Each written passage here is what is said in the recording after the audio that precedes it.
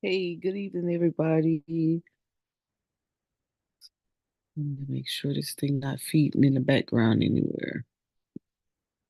All right, peace, power, and profit. I was supposed to do this video a while ago. Um, However, I got sidetracked because I got a little busy. So give me a second. Read the screen. I'll be right back.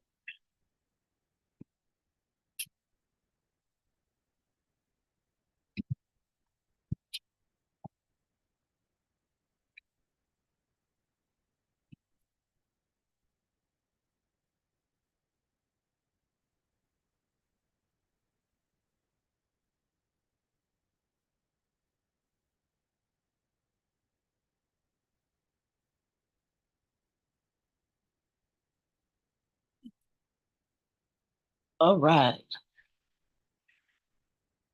Okay. Let me make sure I can hear. I don't even know if my audio is up. Okay, yep. Here we go. All right. Peace, power, and profit, everybody. I know you guys probably been saw TikTok and all the other um all the other videos. You probably hear the hype about following your beneficiary ownership information. All right, so here's a quick little video. Promise you it won't even take very long. Very simple to do. All right. So I am here on the FinCEN website. So let's see if you can see it. I'll make the screen a little larger just in case you're on your phone. All right, here you go. All right, so this is FinCEN.gov website, and it stands for Financial Criminal Enforcement Network, Beneficiary Ownership Information. All right, so this report opened up January the 1st, and let's see what it says. It says many companies are required to report information to FinCEN about the individuals who ultimately own or control them. FinCEN began accepting reports January 1st, 2024. So I'm a little late. We're pushing the information out, got caught up in the hype. So let's read it. It says, when do you need to report? When do I need to report my company's beneficiary ownership information to FinCEN? A reporting company created or registered to do business before January 1st, 2024 will have until January 1st, 2025 to file its initial beneficiary ownership information report. A reporting company created or registered on or after January 1st, 2024 and before January 1st, 2025 will have 90 calendar days after receiving notice of the company's creation or registration to file its initial BOI report. This 90-day calendar deadline runs from the time the company receives actual notice that its creation or registration is effective, or after a Secretary of State or similar office first provides public notice of its creation or registration, whichever is earlier. All right, so that means that you're already in business, you need to go ahead and file your report. Reporting companies created or registered on or after January 1st, 2025 will have 30 calendar days from the actual or public notice that the company's creation or registration is effective to file their initial BOI reports with FinCEN. All right, so as of January 1st, you're required to file your company. Let's keep it rolling. Let's keep going with the frequent asked questions. So just in case you have anything you need to know.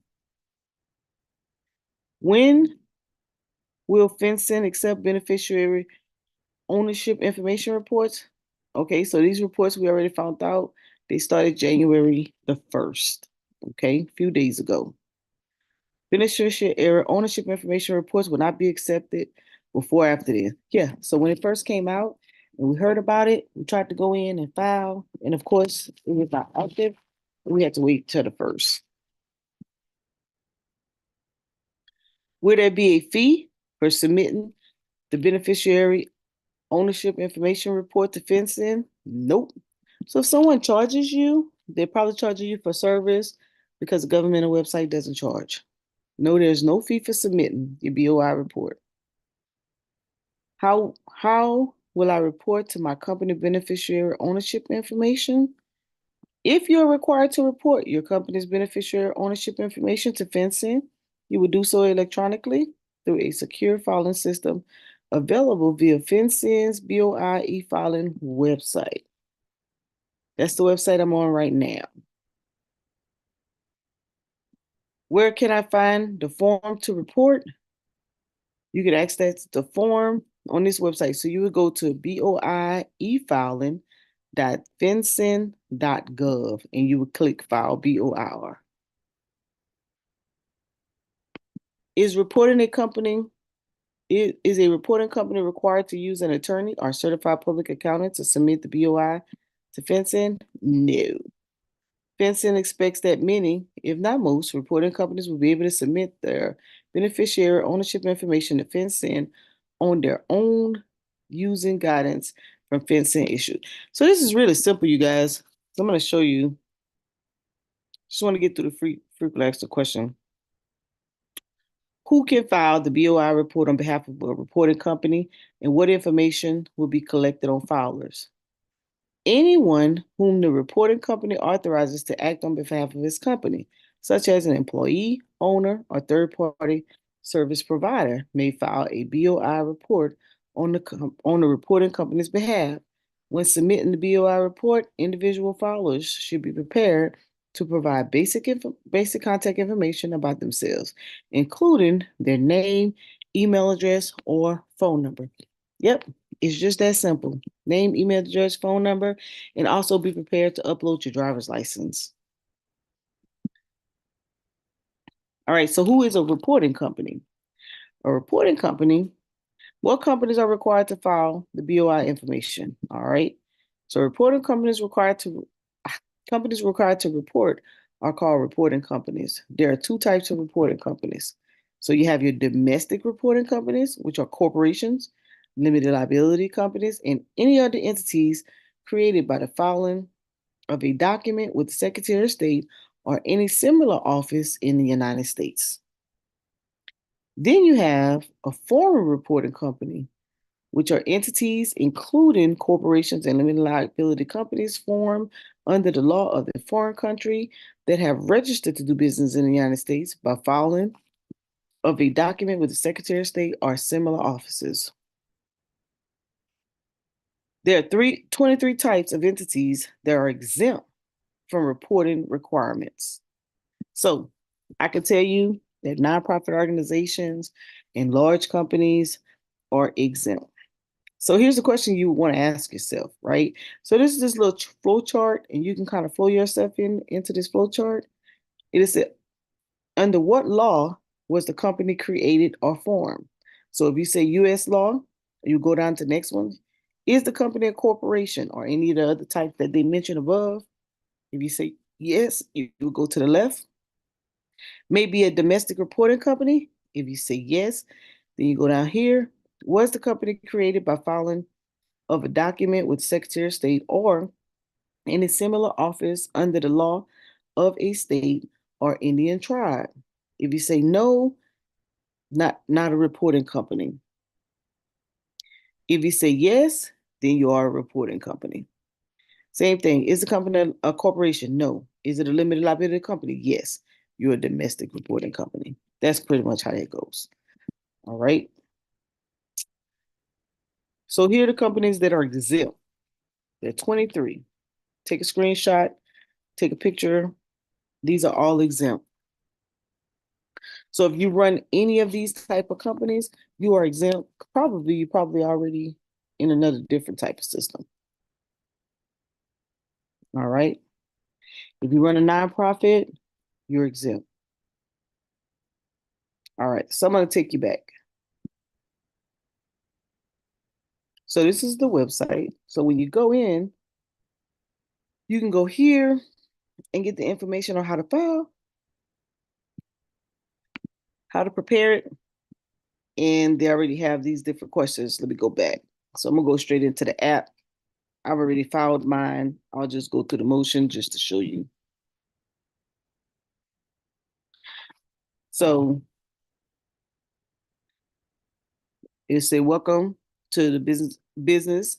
Beneficiary ownership information e-filing system. So that's what this is, okay?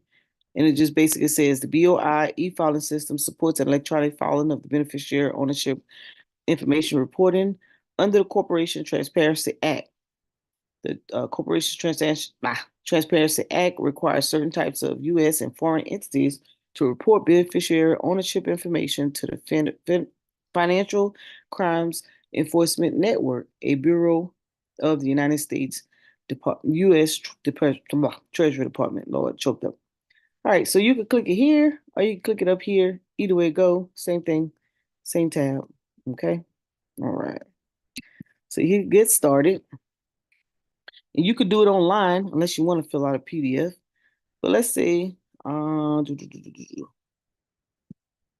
let's go here. Let's look at the PDF.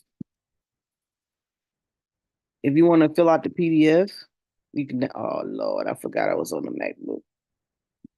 Can't download it there. So let's open up the app. You see here to agree. If you do it online, and look how simple it is for you to fill out. This is your first time. You want to click A, the initial report. Okay. It'll have the date already filled in for you. This is the Privacy Act. You can read it, right? See what it's all about. Then you want to hit next. You want to request, you can request a SIN ID.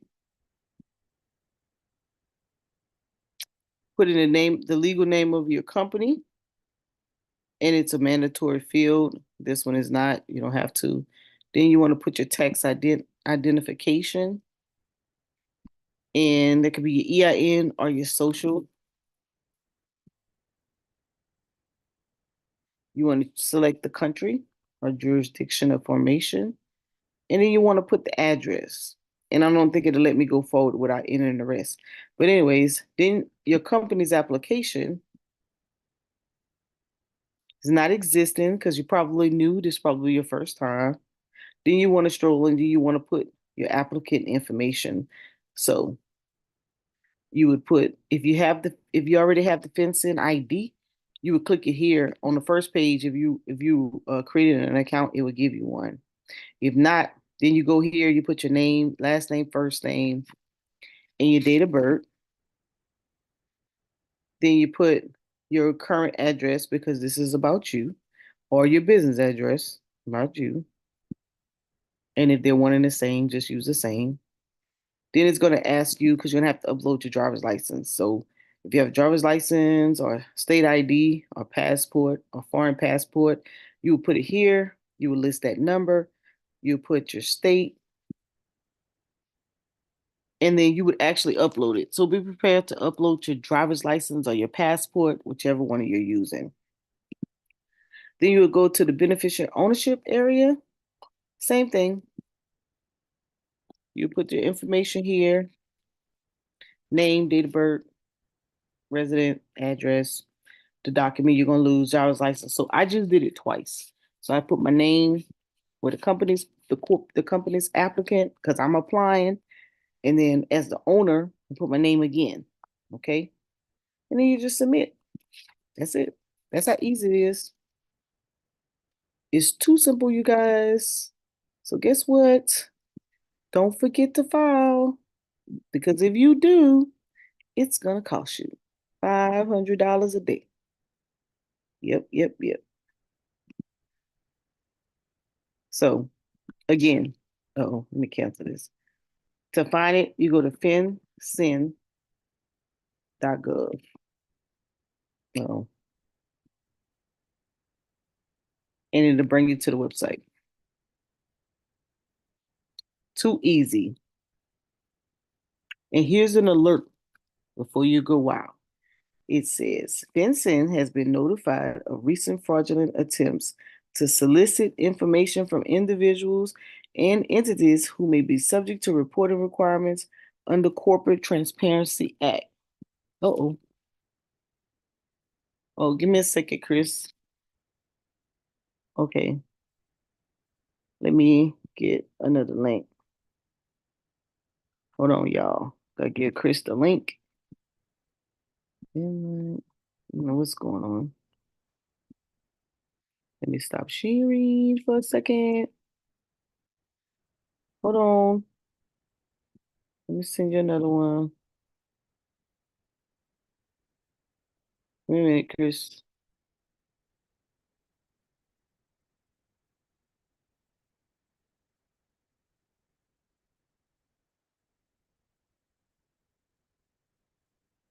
Try this one. Try that one.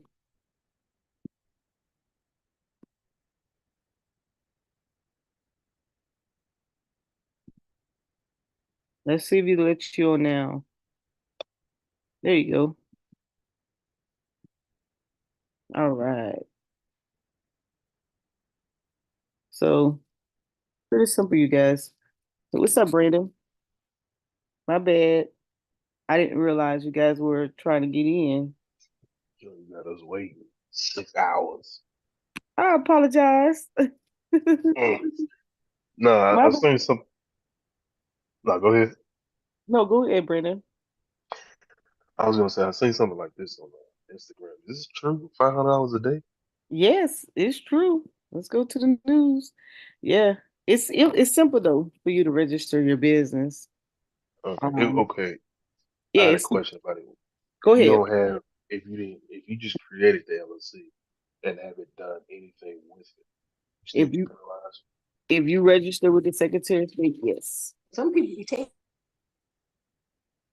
yes. Okay. Yeah, As soon as you establish it, you're yeah. are, are hey Chris, Hold you on. are. What is it? What's this blasphemy you talking about? You I'm get talking about penalized for $500 when you Oh, register for yeah, what? Oh, register for LLC. yeah. I ain't registering nothing. I got a sole proprietorship. I ain't got to register. Well, you don't have I to. got, I got, You little peanut. I got an LLC, so I have to. Yeah, I'm registered. It's not hard, Brandon. It's really easy. I just went through. I'll go through it one more time. Click Okay. right Yeah, here. go through it one more time, then, You could Mo. you could do it right now, Brandon. You could follow me Hold on. Let me. on your phone or your computer or your tablet or whatever you have. All right. Where do I go? Then look right here. FINCEN.gov.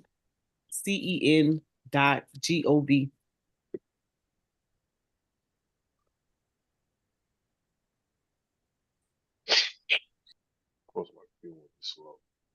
Oh, my charger. Oh, no. Create a FinCEN ID. What is that? Right. Beneficiary ownership. Oh, that's the ID that they assign you. So you could go here first and create the ID. Let me know when you're logged on. All right. So you have to, in order to do that, you got to have a .gov account. You got one of them? The account now. Yeah. Well, then it says it's Do all the. optional, so they'll assign you one Okay. if you don't. So Okay. go here to file a report. Yeah. The bill. Okay, so we click there.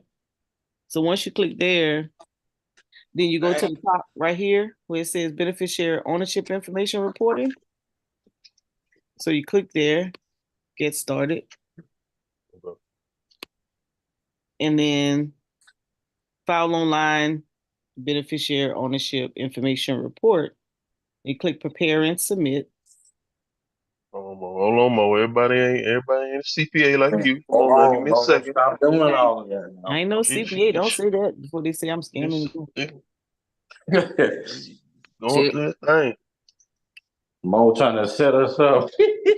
That's what it seemed like. He throw 500 in her pocket. let's see. What's up, Price and Onique? Good night, Mo. So to my understanding, your existing business has 1 year, new business have 90 days, right? New business. Those are the businesses that are that get started after January 1st, 2025. So That's we do have a whole year. But it's so simple. All you're doing is putting in your address, your name, address, email, phone number, and uploading your ID. You don't have to pay anything. So I just went on and did it. Oh, it's hey free? Mo. Can you go back, Mo? You Yeah, go it's back. free. Yeah, I'm gonna go back. So Yeah, Hold it's on. free. Why is it free? Because it's That's a the question. government, all government sites are free. What government sites you know that No, you have I'm to talking pay? about to register for this program you talking about. Why what government program that you have to pay? None. It's only when you're trying to get to somebody to do it for you. They'll charge you for services. A hey LLC Mo. is not free, is what I'm saying. So you got No, to register on that's here. what the federal filings are free. The state filings charge you. There's a difference. Right. Mo, go back one more page. Oh, Go one go more back one more time. Yeah, go back one more time. right here. All right. One So this basically cover your tracks or whatever. No, you're just sharing with the government that you're a business, so you don't be causing. That's it. You ain't covering no tracks. You just reporting that you are the beneficiary. You have interest in that company. You're a member. You're owner. Whatever. And okay. matter of fact, if you more than one, if you're a partnership, both of you have to file. If both of your names on a Secretary of State document, Mm-hmm. if you're not 100% and you share ownership with someone, both of you have to file this. It's beneficiary ownership information. Name, address, Yeah. email, phone number, driver's license, or some type of identification. You ready, Brandon? Interesting. Interesting. Uh, They couldn't get that go back information from one when more you page. register the business. The business you register, well, they could have gotten it from the IRS, but Right. remember, um, but remember the I think what they're trying to honestly, what I think they're trying to do is fact check the IRS to have a to say you have a checks and balance, in my opinion. Mm-hmm. So remember when all of those business opportunities, whether it was payroll protection or it was Mm-hmm. uh, Mm-hmm. economic development, injury, whatever, right? There was really no real way to fact check people. They were just filing. So basically right now what they're saying is that okay, if you don't register and you take it, in my opinion, this is what I think they're saying. If you're not registered and you apply for any type of business opportunities we may pitch your way, then we're gonna hem you up. That's a heavy him up though. That's my opinion. That's your. They That's your. didn't say that. I'm saying it because think about it. As Onique just said, that's the first thing I said. I said, why do I have to register my business? I'm registered with the IRS. Right. That's a federal site. And they're saying that, well, the IRS is the revenue side. We information, and everybody don't register in SAMS. So this is really the only administrative federal system that we have for your business. Secretary, your state has it, and they have it on separate levels. They have it on your state level, they have it in your county or your city, because you get a articles of incorporation, meaning you authorized to operate in that state. And then the business license means you authorized to operate in that city or that county or that parish. But the federal only has you registered with from the financial perspective, which you Mm. would think, which you would think would capture the administrative side. So I'm thinking this right here, they're saying, nope, you got to let me know that you own a business. Now, what else is going to come out of this? I'm not really sure. But to me, when it says financial crimes enforcement network, to me, this is a check and balance on people who file for federal uh Mm-hmm. opportunities. That's what that is to me. For And so federal file for federal what? opportunities. And that could Those be, PPP loans and all that other stuff. yep, all the Uh, different subsidies that have come out for federal benefit. You know, Because you have, everything got to match up now. yep, everything got to agree. You Man, got to, no. They're not saying, no, not just your business have to match up. You got to match up. Yeah. I might So have how to. I many might have people, to fill this out then. think about it. How many people apply? How many people, we got scammed because somebody used our nonprofit and said they was making, our veterans nonprofit, they said it was making 160,000 a year. And let me tell you how they got caught. They sent us a letter to notify us that the person wasn't paying taxes. So they give it to me because I'm the treasurer. And I was like, so I called the Department of Revenue. I said, we don't have employees. We have volunteers. We only have 3 contractors. And it was like, well, according to this pay statement, you have an employee. I was like, ma'am, we've been in existence since 1932. We've never had an employee. How you gonna tell me? And so I said, look it up. Look it up on our IRS website. Look at our 990s. We don't pay employees. And so I Mhm. had to go down. She said, and then she started laughing. I said, I already know what this is. Somebody used our EIN and they reported they got a PPP loan. I mean, a PPP grant or something. Now they didn't pay their taxes. She's like, okay, call the hotline. So I had to call the hotline and let them know that somebody scammed, used our EIN number. And this is why Mhm. on your capability statements or your websites, you do not put your EIN. Because, and so this right here is basically matching up ownership. Somebody said they have this company and they really don't. This is how they're going to get them caught up. You have a Mhm. company, you are the owner or whoever has an interest in that company, you would have to be on this site. And they're gonna charge you $500 a day. They ain't playing no games. After in 2025, you start a business after January 1st, 2025, then you get 30 days to report. But now those of us who are already in business, and what it says is, let me go to it. Let me go back one. Brandon, let me go back one. Just for Right. classroom purposes.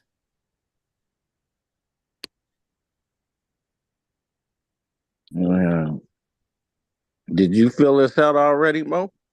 Yeah, I did it January 1st. Man, look at you trying to up one on somebody. No, I was supposed to been do this thing. Um Oh, I was you- supposed to been put do the live and I didn't do it. It's my fault. I got caught up in the hype. Do I see you all right? oh, okay. She Um, fired, Brandon. you silly. I might have Man, to I know, cover man. my She track. she been Man, fried, bro. She been fried since day Man, one. We ain't get our bond. We ain't get enough. I ain't get a trophy. I She got got your fired. bond. oh yeah, she said Friday. Remember Friday the Man, past and pain and gone, bro. She too busy for it. I'm not trusting her I though. said that. Yeah, yes, Mo. we I got a Yeah, I did. report. got. Yeah, you said we got Who you on said they got Friday. it recorded? Who said that? You said You that. do actually.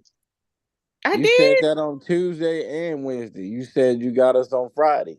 Oh yeah, I said I was gonna buy you one. Mm-hmm. What's that? Boy, Mm-hmm. Man, I Boy, owe I y'all tell some. you. I owe y'all uh, $25. Hey, Chris, let's boy. add interest on it. Yeah, let's add $25 interest. Yeah, I got your Yeah. $25 interest. Hey, Um, Mo, don't do a brother like that, man. you crazy. You tripping. Let's see. Are they still hiring for like a task force for these people? Apparently, they were supposed to hire like what, Oh 60,000 yeah, people. yeah, yeah, yeah, yeah. Oh, Yeah, yes. And I think this is part of it, in my opinion. Okay, let's see. Boom, right here. let me fill this out. What happens if a reporting company does not report beneficiary ownership information to FinCEN or fails to update or correct the information within the required time frame? FinCEN is working hard to ensure that reporting companies are aware of the obligations to report, update, or correct beneficiary ownership information. FinCEN understands this is a new requirement. If you correct a mistake or admit omission within 90 days of the deadline of the original report, you may avoid being penalized. However, you could face civil or criminal penalties if you disregard your beneficiary ownership information reporting obligation. Mm. So here it is right here. What penalties do individuals face for violating BOI reporting requirements? As specified in the Corporate Transparency Act, a person who willfully violates the BOI reporting requirements may be subject to civil penalties of up to $500 a day that the violation continues. The person may be subject to criminal penalties of up to 2 years imprisonment and a fine up to $10,000. Potential violations include willfully failing to file a beneficiary ownership information report, willfully filing a false beneficiary ownership report information, or willfully failing to correct or update previously reported beneficiary ownership information. So if you don't file, yes, so everyone who owns the company has to file. Everyone who has ownership in a company has to file, and that's ownership on paper at the Secretary of State. Okay, Mo, I get it. I'm gonna fill So it out. I'm talking to somebody in the chat. Oh, So the So that's small every entity that's guide. every LLC, that's every Yep. Every corporation. registry. Yep. Partnership. That's okay. Everybody. So let's go Does to it does it matter like big or small? I mean, like if yeah. There's they're a bringing in any money at all? yeah that no ain't got nothing to do with money. It got to Oh, do with okay. ownership. Um. okay. It says request to receive FinCEN ID. Yeah, you could do that. So here we go. Here's the guide. It's like 57 pages long. So let's see. It says FinCEN is publishing a small entity compliance to help small entities comply with requirements of beneficiary ownership reporting rule. In particular, small entities may have new requirements under the reporting rule. FinCEN is committed to ensuring that small business communities and other reporting companies have the tools they need to comply with new requirements. Hold up, let me turn this back on. And that the process is as smooth and streamlined as possible.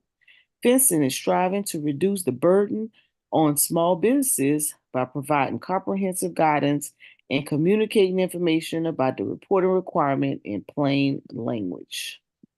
The reporting rule requires certain entities to file beneficiary ownership information reports to FinCEN. Reports contain information about entity itself and two categories of people. So you have beneficiary owners and company applicants.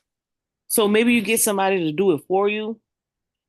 Then they would put their name in the company applicant. But if you own the business and you're doing it yourself, then your name would go on it twice. That's how they work.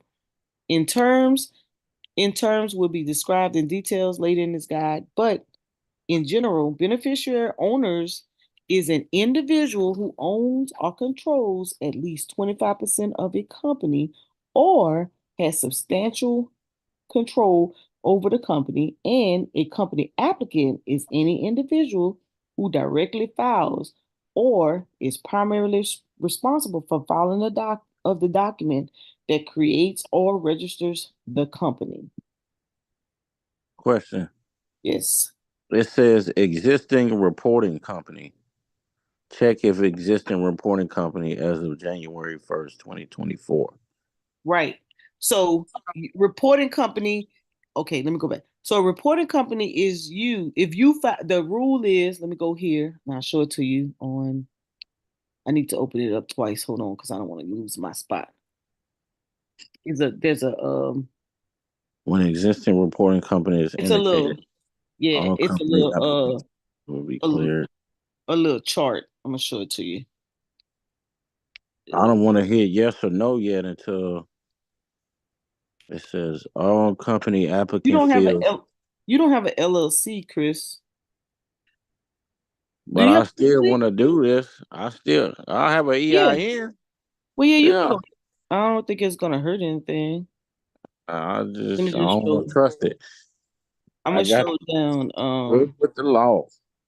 I'm gonna show you the You little here it is. Here's the chart. All right, here you go. So for those of you who in doubt, you're trying to figure it out. The white man chart is this. Did I lose? Did I lose it? Yep. There It you go, doesn't right matter. there. So it says if open before the first of January 1st, 2024, we have in 2025. Yeah, you do. You have that long. But why? It only takes less than 2 minutes for you to fill it out. Go ahead and fill it out. I'm gonna show you the application. It's not that hard at all. So here's the rule. Is your company a corporation? If you say yes, then you got to report. Is your company a corporation? You say no. Is your company LLC? You say yes, you got to report. Too easy. All right. So let's see who do not have to report. Here we go. 23 exemptions. Security reporting issues, government authority, banking, credit unions, depository, institution holding company, money service businesses, brokers or dealers and securities exchange, and so on and so on and so on. And if you have a if you have a accounting service, and if you have a tax exempt, you don't have to report. All right. So yeah, you don't have to be nervous. Let me show you. So let me open it again. Answer this question right here. It says when existing reporting company is indicated, all company applicant fields will be cleared/disabled. Do you wish to continue? What does that mean? What did you say? It says when an existing reporting company is indicated, all company applicant fields will be Right. cleared/disabled. Do you wish to continue? Right. Are you filling out the application right now? Yeah.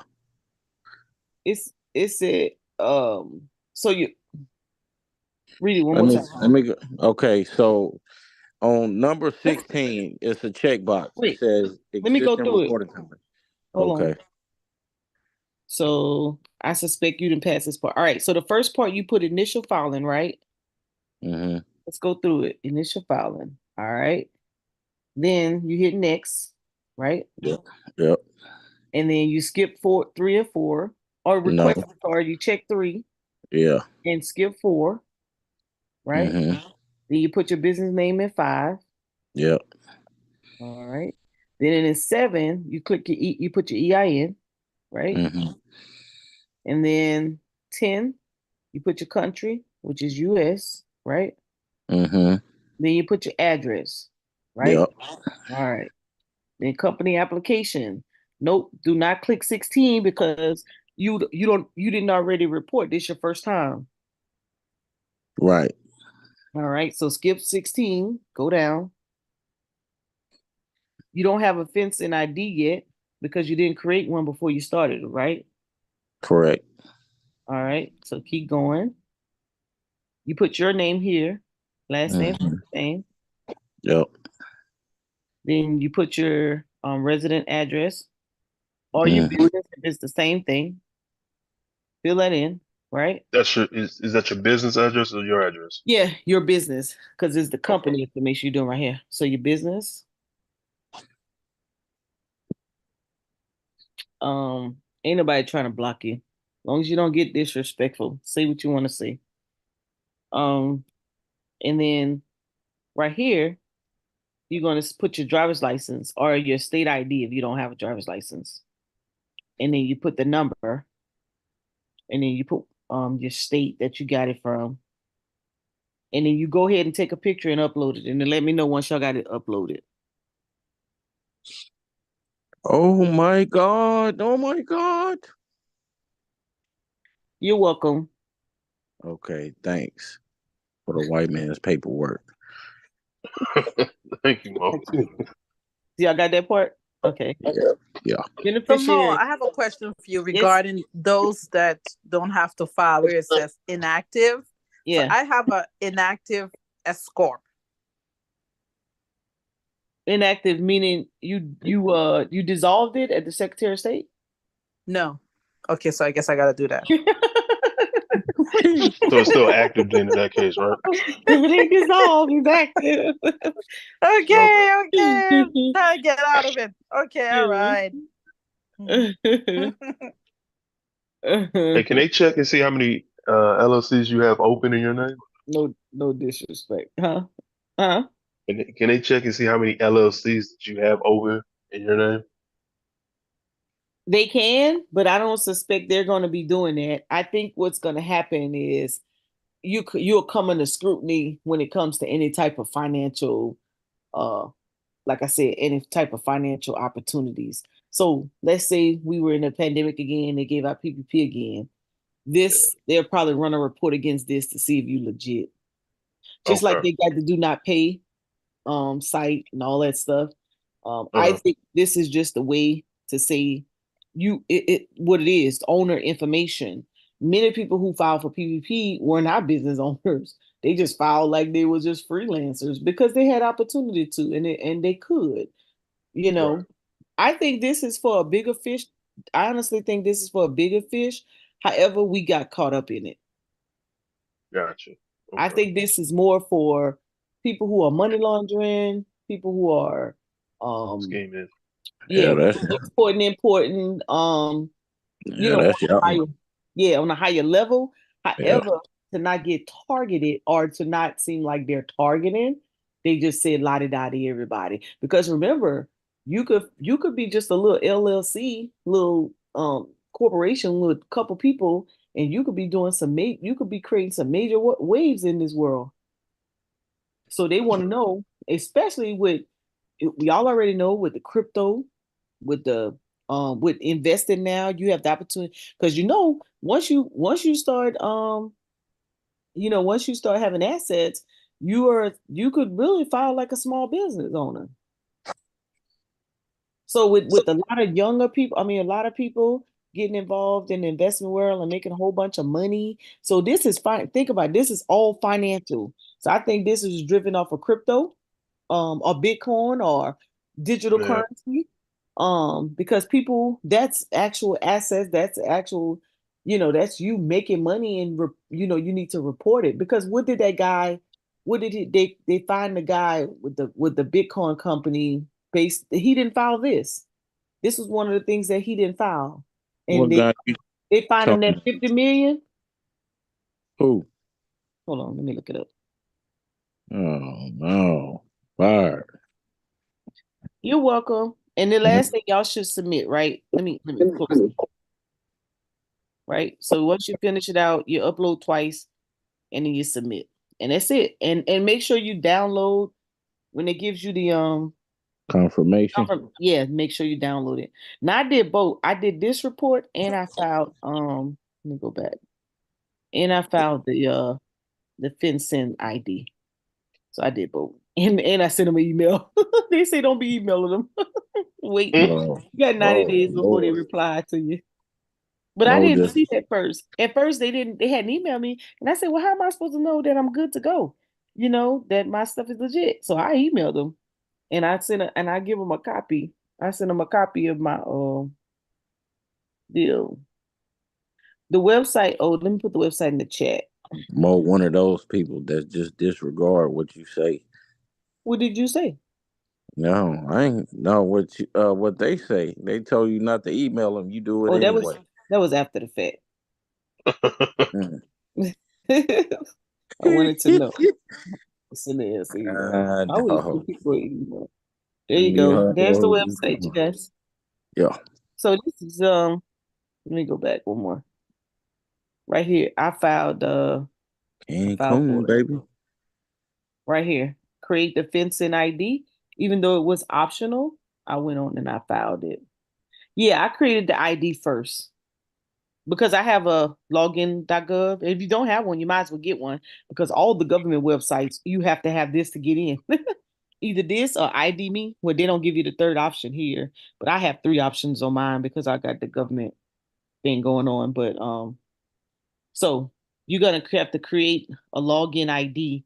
I already have one. So if you don't have one, you might as well go and create it right now.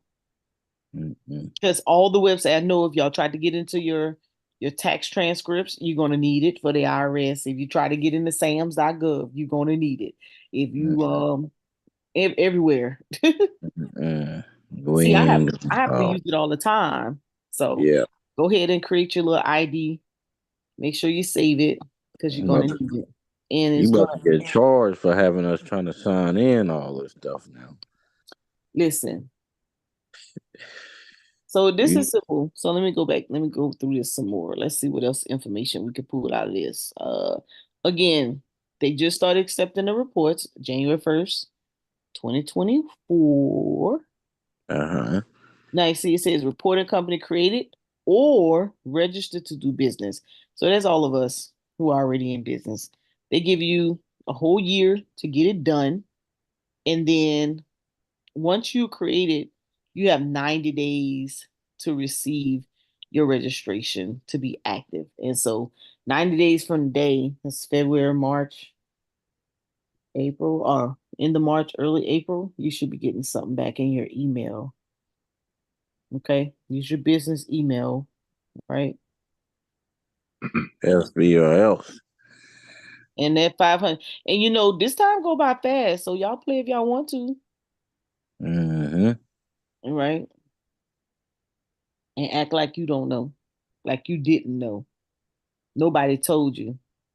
Parent Go guardian ahead and information. yeah, go ahead and get it done. It takes a few seconds, as you can see. Y'all done? Y'all should have already filed. Price. What about you? Price? You probably already did this, huh? Hold on, give me a second, Miss Mo. I'm multitasking. Yeah, as usual. I just filled this out. Why are they having me do this again? And it says, I what got happens if my company does not report on time? We already know. Now y'all what they gonna do to you. $500. Hey, And I boy. tell you, I hmm? decided to wait till next year, Miss Mo. Okay, do your thing. No, that's the advisement I got. Do my when I do my books, supposed to sit down after tax season with our accountant and talk through this thing. I'm really don't I'm not under. I kind of understand it, but I'm not buying it. Oh, to report your business? Well, this Oh, is certain assets. yeah, this a FinCEN tool, right? Yeah, this is Yeah, this is so FinCEN, yeah, but all companies, if you're a registered business. Yeah, yeah, this is I about went through money. it. Yeah, I've gone through it, but certain people are exempt. People with fiduciary responsibilities, and probably yeah, because of the way they have to set up their business, they're exempt. And right here. I'm just cynical. Yeah, I'm cynical about it. Yeah, so if you're in that lane, you don't have to. You'd be exempt. Finna be exempt too. Well, if you about to be an investment company, you'd be exempt, Chris. But I'm just a regular little What are Uh, these? These are all the people who are exempt. exempt, or Yeah, I need brokers and broker agents and investment advisor representatives. yeah, That's what I'm looking for. yeah. Yeah, Brokers are exempt. yeah. I mean, Chris, y'all so heavily regulated, man, with the continuing education and the license, and Mm-hmm. blah blah blah. Yeah, that's why you Mhm. don't have to do it. They got you Mhm. anyway. Yep. Yeah, yeah. It's just informational. But as I stated, I think that these are more of they try to catch the big fish. Unless you're big That's how pun. that's how they caught the guy. I well not caught. That's how they kind of charged him some money, 50 million, fined him because he wasn't registered in this drama. Yeah. But Um, they didn't have it. the fencing? They had FinCEN, but they've been on FinCEN head about uh I want to say this, putting something in place to recognize frauds and threats for the Right, last 2 years. They've been before Congress for the last 2 years to just do something. So right. I just want to understand the whole picture. I think yeah, I think it's more for the people that's the those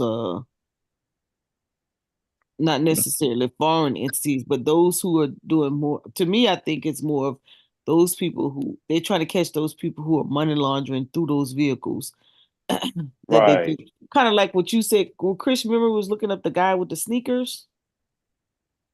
Yeah. And remember right after we did that show, that came out. Well, whatever came out of that, they Oh, thought you the talking guy about was James Whitner? Yeah. yeah, they thought the guy Money was laundering. money laundering, yeah, through his business. Yeah. Yeah, I think it's more to catch those individuals. And when I read the article, and it was like, yeah, the smaller companies getting caught up in what they got all this, these terrorist folks, and we always get caught up in it. Yep. Every time. Stuff ain't got nothing to do with us. We ain't even in those lanes like that. But I mean, was they terrorists or were they human trafficking? I I no, I was just reading that off of here. You talking about the guys with Oh, Chris had showed us? right.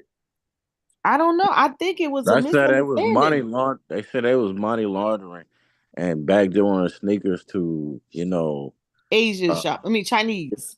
yeah. Yeah, So that's the allegations right now.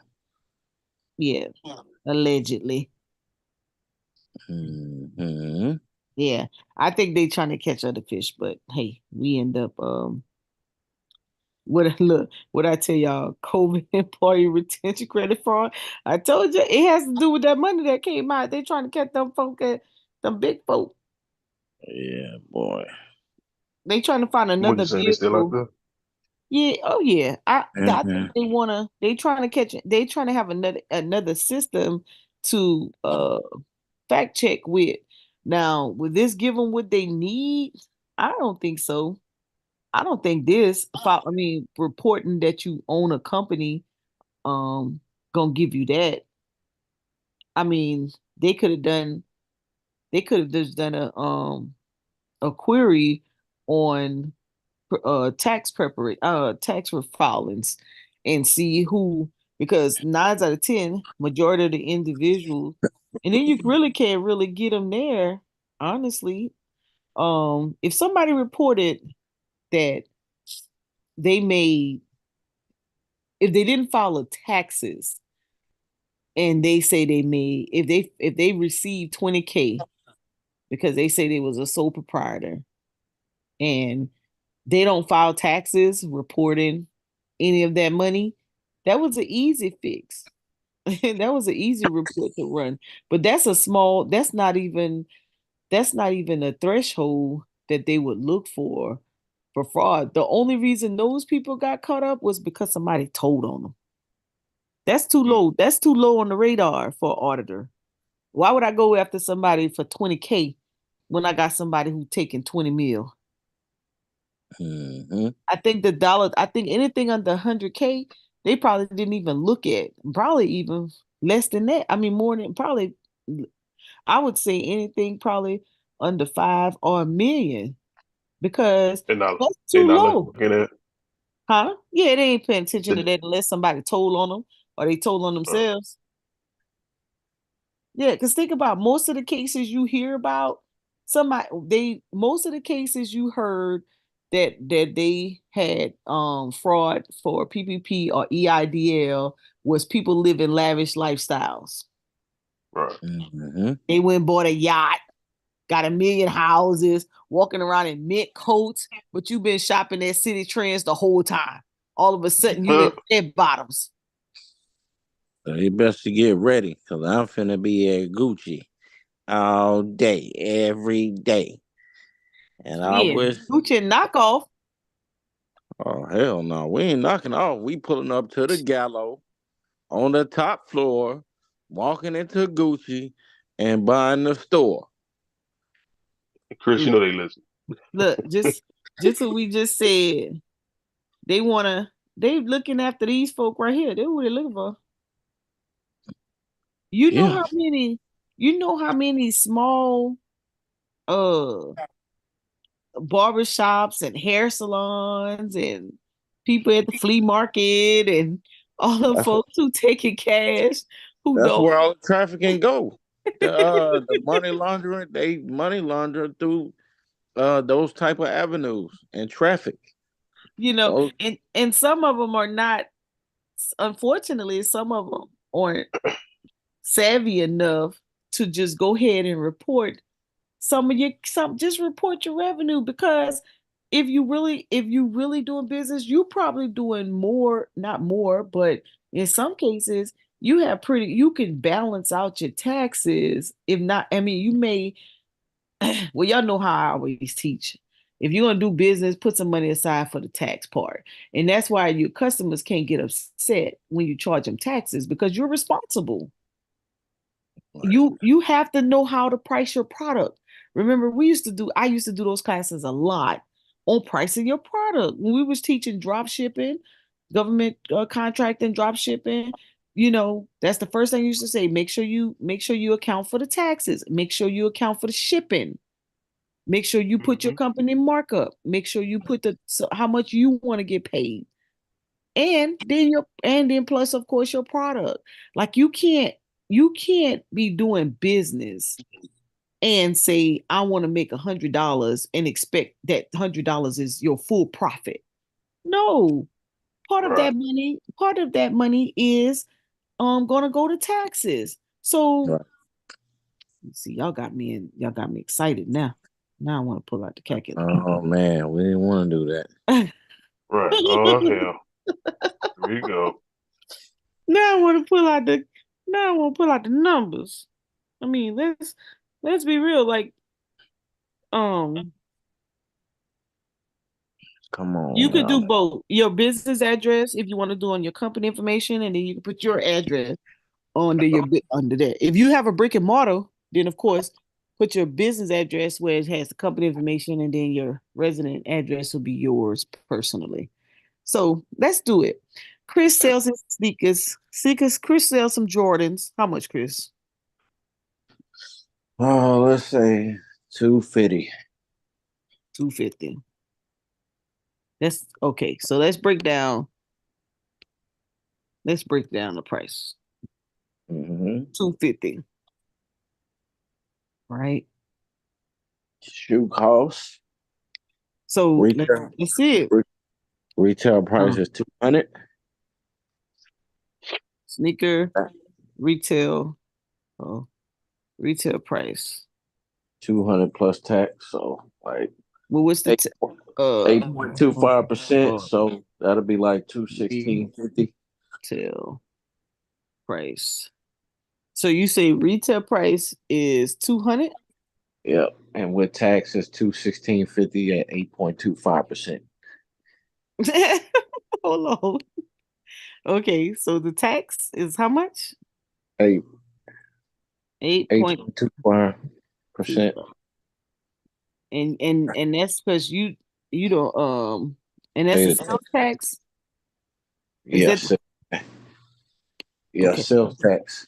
So I'm doing 8.25% times the 200. Yeah.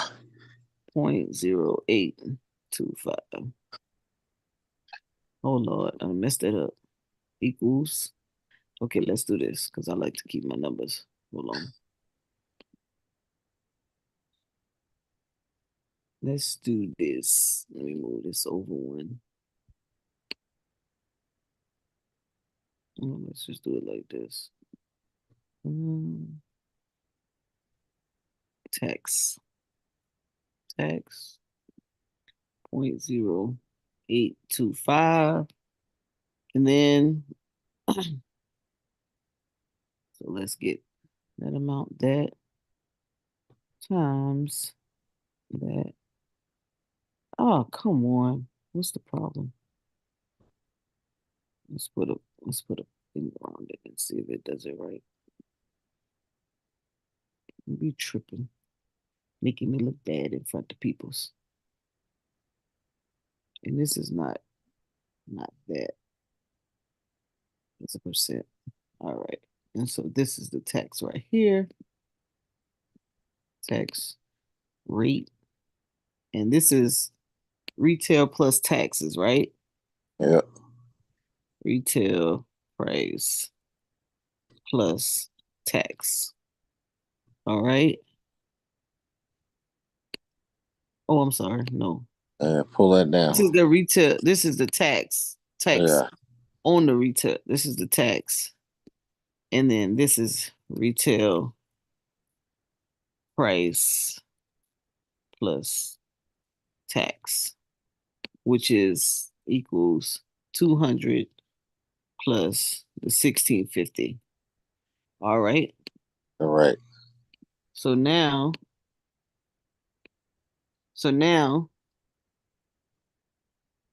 so the 250, so you charge 250, so it will be equals. So you would get 34.50. I mean 33.50. minus that 3350. So this is your profit. Correct. So, but now, hold on. Uh-huh.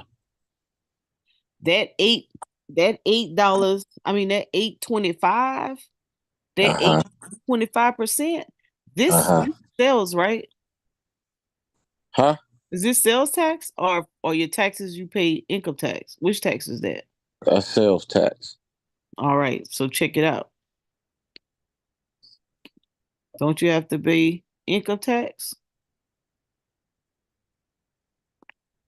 Ah, Yeah. exactly. So you should have another tax. Now you don't have state tax, and that's No, I fine. don't. So um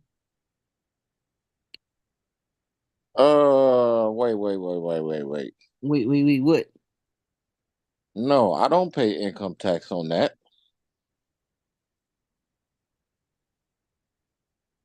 You don't pay no income tax Not on that, no.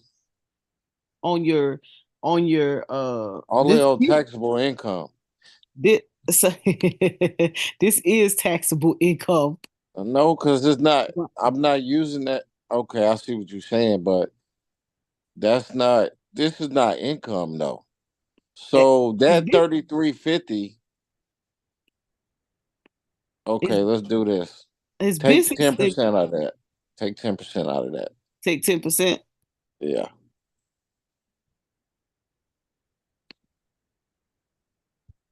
because So that's that your would be tax good. because that's your tax bracket.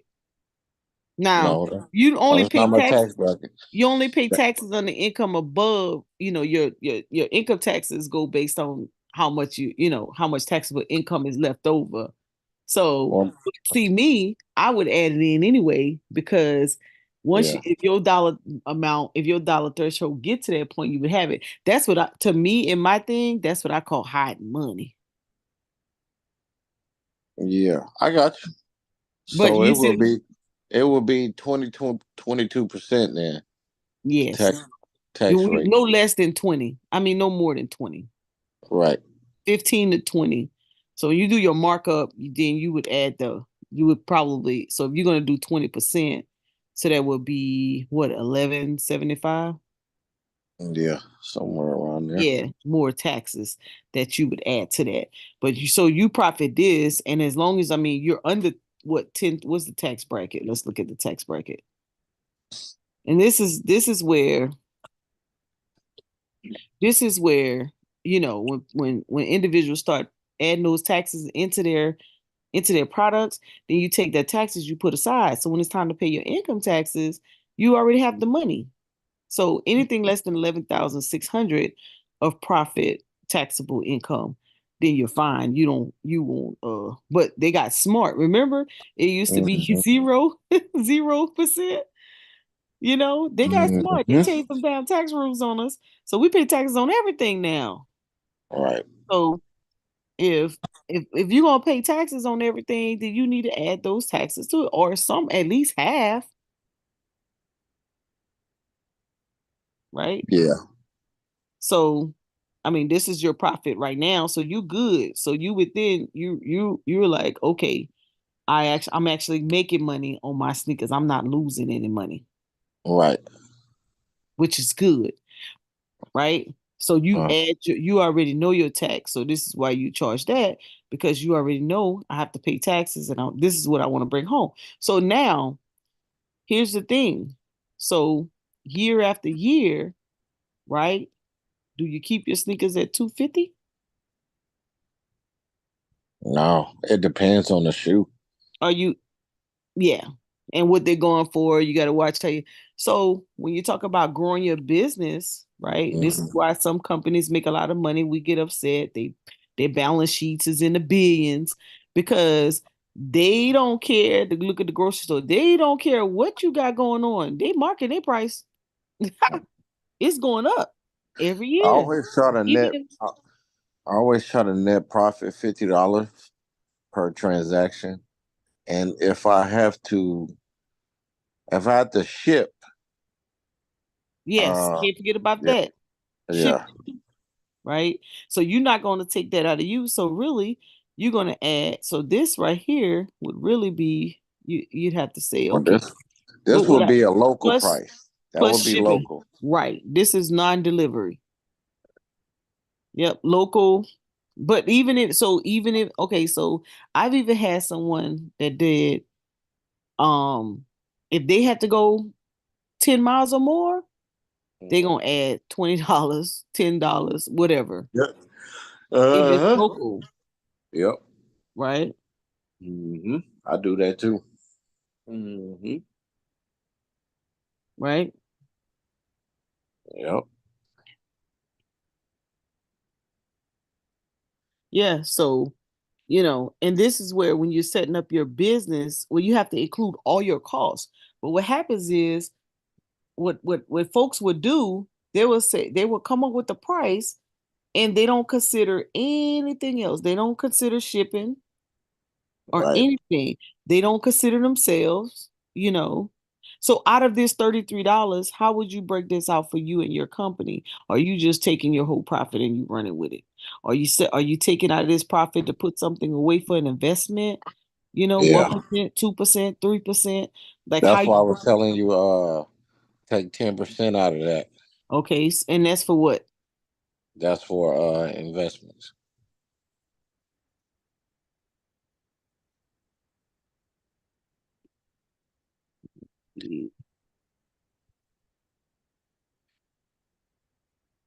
Oh Lord. Oh, 10%. Um, screw this up. Hold on.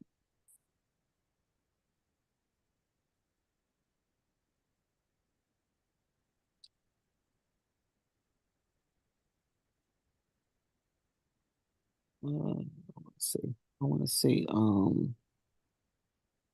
saving saving investment is 10%. And Maybe 50. and then and so you want to break out and say, okay, so out of this money, I have to be able to put something away every transaction, whether you do it in a dollar or you do it based on percentage, right?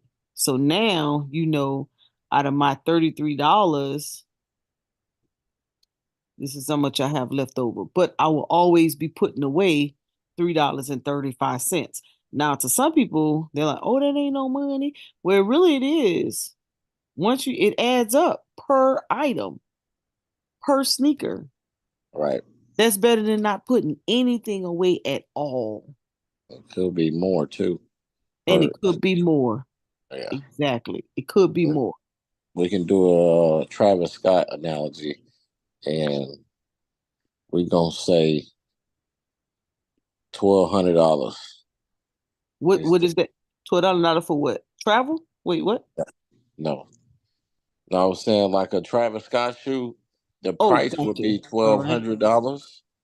Let's go. 1200. Uh-huh. Uh-huh. Let me copy all my little scenarios so it can automatically calculate. So I have to Yeah, do it again. $1,200. I'm not paying that. 1200. that's, yeah, that's the resale price. Look at that drama. Woo!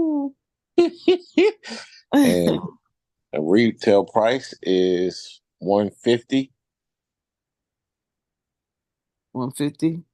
Yep. And And you yep. only spent 150? Yep. Look at that. And this is how you win in. Hold one Yep. second. What you think, Brandon?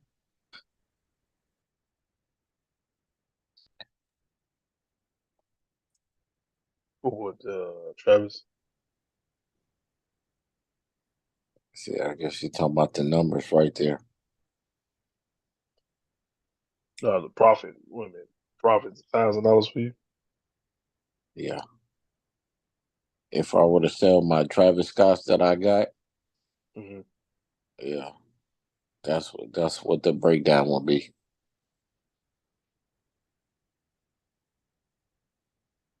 That's not bad. I mean, look like you need to be copying more Travis Scott's then. In that case, Yeah. but, I know that's hard to do. Hmm. I was able to hit a pair last year. I'm like, Nike did me a solid. That's the only solid they did. Mm. But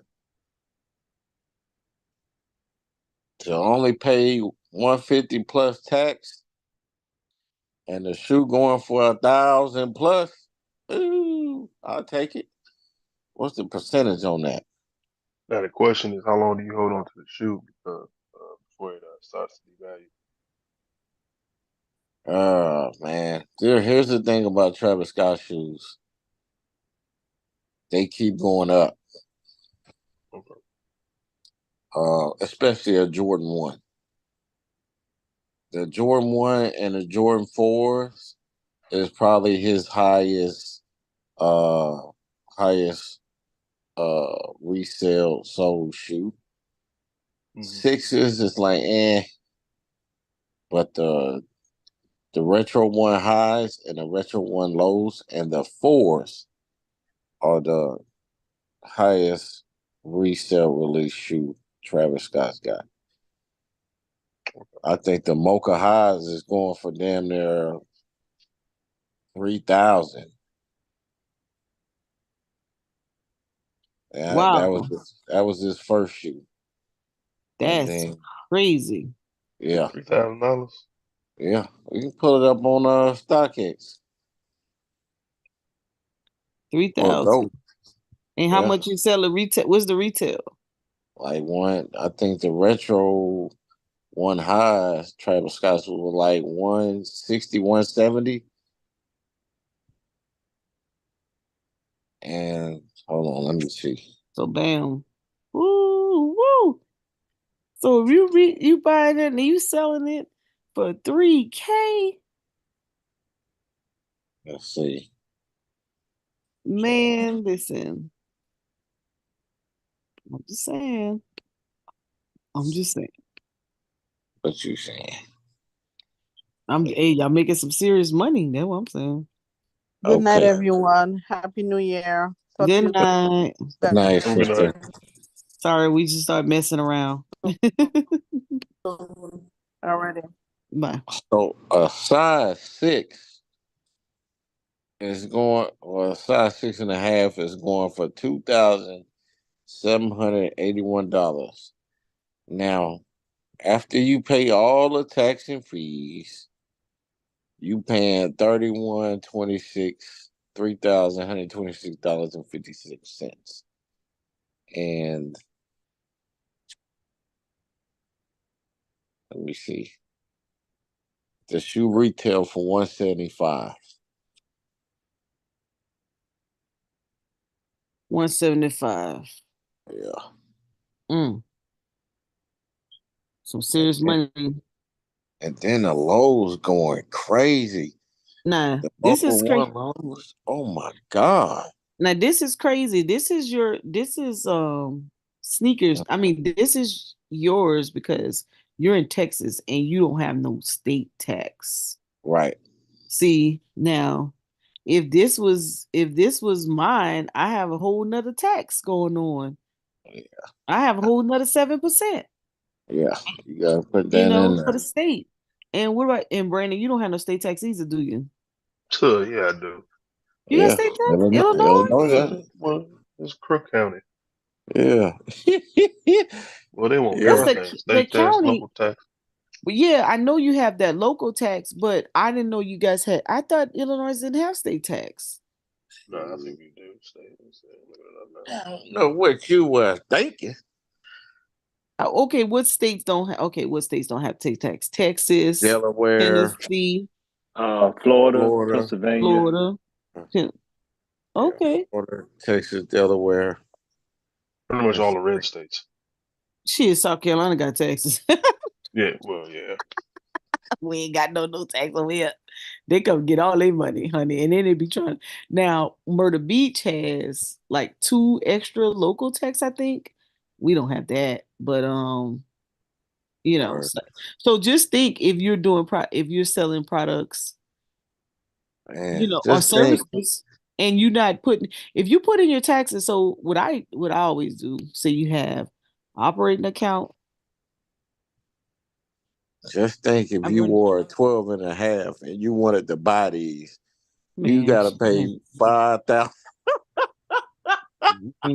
I wouldn't. Damn, you don't even need to call me. I'm gonna tell you that right now. I'm getting Come mine on, from. man. Spend that 5 racks with me real quick.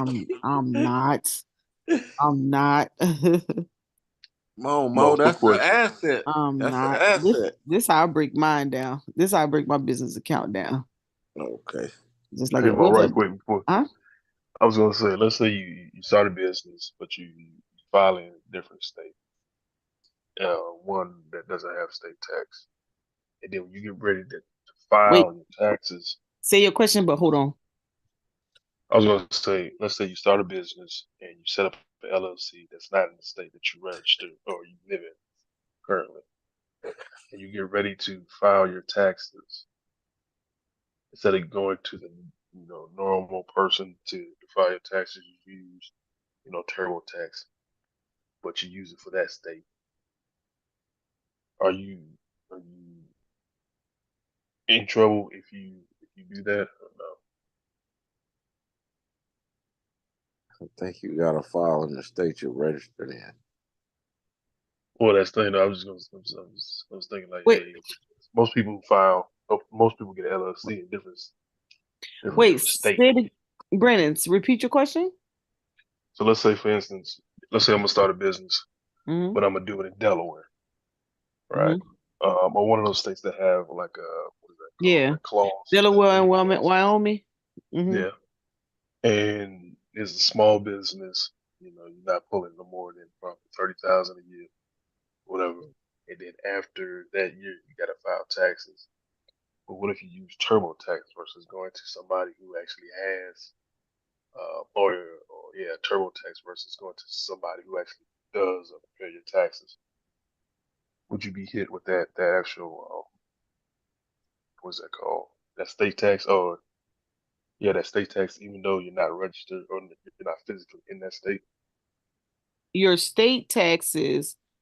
If you don't earn any money, if you didn't earn any money, then you won't have any tax for that state, because they'll ask you. You still have to file a zero return if you're registered in the state. If you're not registered in the state, then and you registered somewhere else as a foreign entity, then you don't have Hmm. to.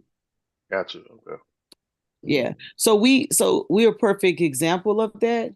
We are registered in man, a lot of states, but we generate revenue in Tennessee, Kentucky, West Virginia, Illinois, and we don't even generate any money in the Carolinas anymore. We don't have a contract here no more.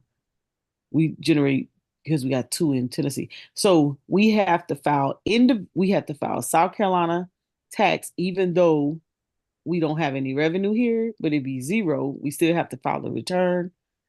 We have to file because and then we already paying the payroll taxes here because we have employees here, so we have to pay that.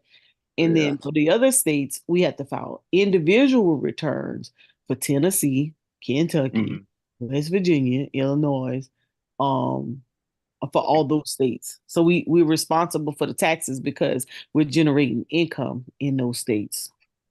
Man, they should let y'all.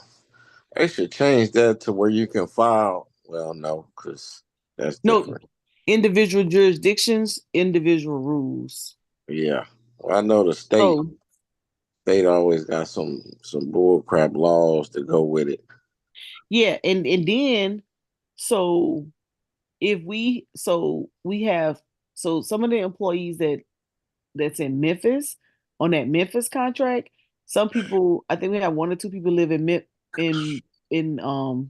Mississippi. And so we're not required to file Mississippi state tax, but I'm required to have a withholdings and um an unemployment number from Mississippi for those individuals because we're required to pay those taxes. And then in West Virginia, we have some people who live in Ohio and we're required to pay their taxes as well. Um, Mhm. yeah. So the accountant, I don't do the taxes. I let somebody else just to show segregation of duty. Man, but she hated. She hated because you have to know tax law for each state, and it can be a little tricky, but once you get used to, but we have a very good accounting system, and so all of our stuff is Is paid on time, done on time. We don't try to, oh well, I'll save it to this day or that day. We take it all out. So when we bid contracts like this. I think I showed y'all that before. I don't mind sharing a little knowledge. Little knowledge. Let's see if I can find one. Let's see if I can find it on here. Uh, I don't have one. Okay, I can type it out. So we bid a contract like this. We do direct costs, which is our labor. So and then we have indirect. So we have bid. This is how we break down. This is how we break down our stuff. Indirect costs. Let me show you how that works. So it's labor, and then we have little overhead.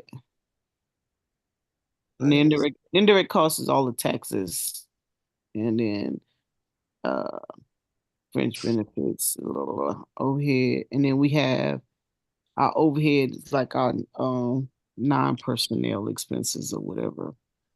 So we'll break it out like that, or I can change this and I could say non-personnel expenses. Or I could say office expense, but I don't want to just say office because it's inclusive of everything. So we'll break this out with labor. So we'll say that'll be the number of employees. It will be the number of hours. This would be hours times the pay rate of how much we're gonna pay them.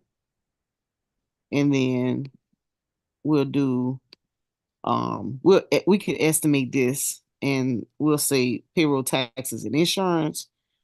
Uh Usually about 15% um of that payroll. Oh Lord, 15. And then non-personnel expense, let's say 7% non-personnel. And then we'll do company markup. Now I'm abbreviating this, but I can break this all the way out. And we'll do company markup.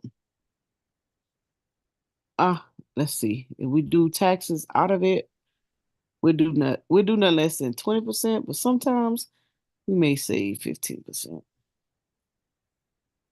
If we think we're gonna have some undercover costs in there, if we think we're gonna have to, so we'll list out because we're doing vehicles. So we'll list out everything that's from office space to utilities to vehicles to fuel, all of that stuff.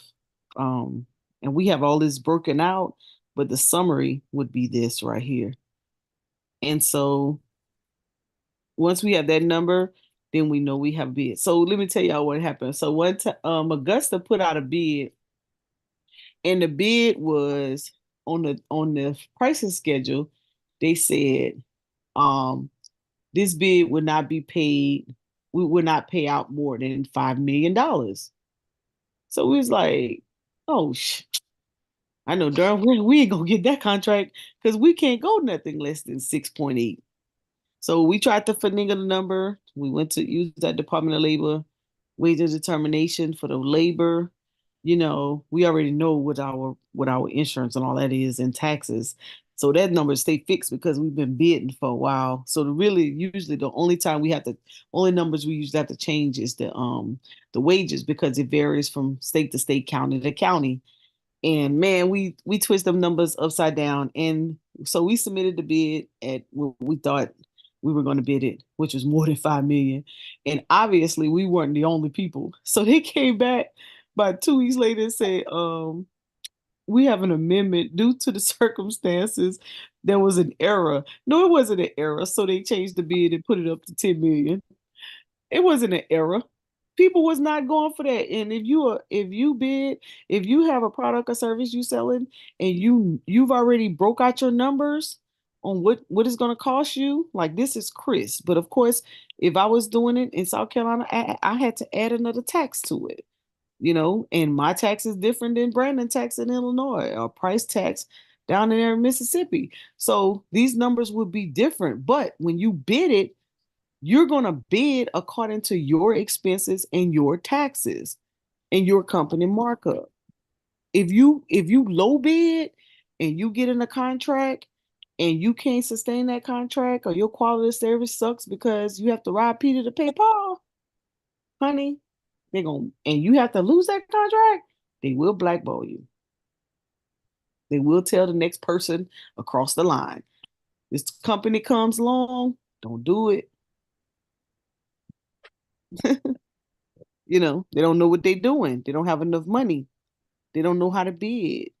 And the contracting officers, they know. If a contract, I'm gonna tell you, let me give you a little secret. If let's say we bid in sneaker, you was going to drop ship some sneakers to the prison. They usually buy stuff like that. And they say they want 100 sneakers. I mean, not 100, 5,000 sneakers, right? So that would be, it's 250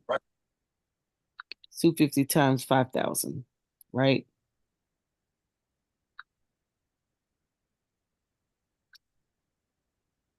So this is how much it would cost you, right?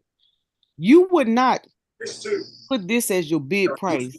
This $1,250,000. You would not do that. Why? You would put, let's change this. 1, 2, 5, 0, 1, 2, 3.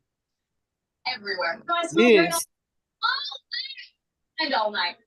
Secret whole body it would deodorant. be this plus this right here, the tax piece of it. And you don't have your company markup. So it would be this 125 plus all of this right here would be your bid. Plus your labor. So if I was to break that out, it would be 1,250 because this is how much your sneaker costs, right? Oh, too much zeros. It would be that. From Sam's Club. And let's just say payroll taxes and insurance let's say 20% markup. I'm gonna just try to make this real easy to understand. 20% for that, plus taxes, which is the 8.25. At a minimum, so 8.25. All right. So at a minimum, it will be this times this.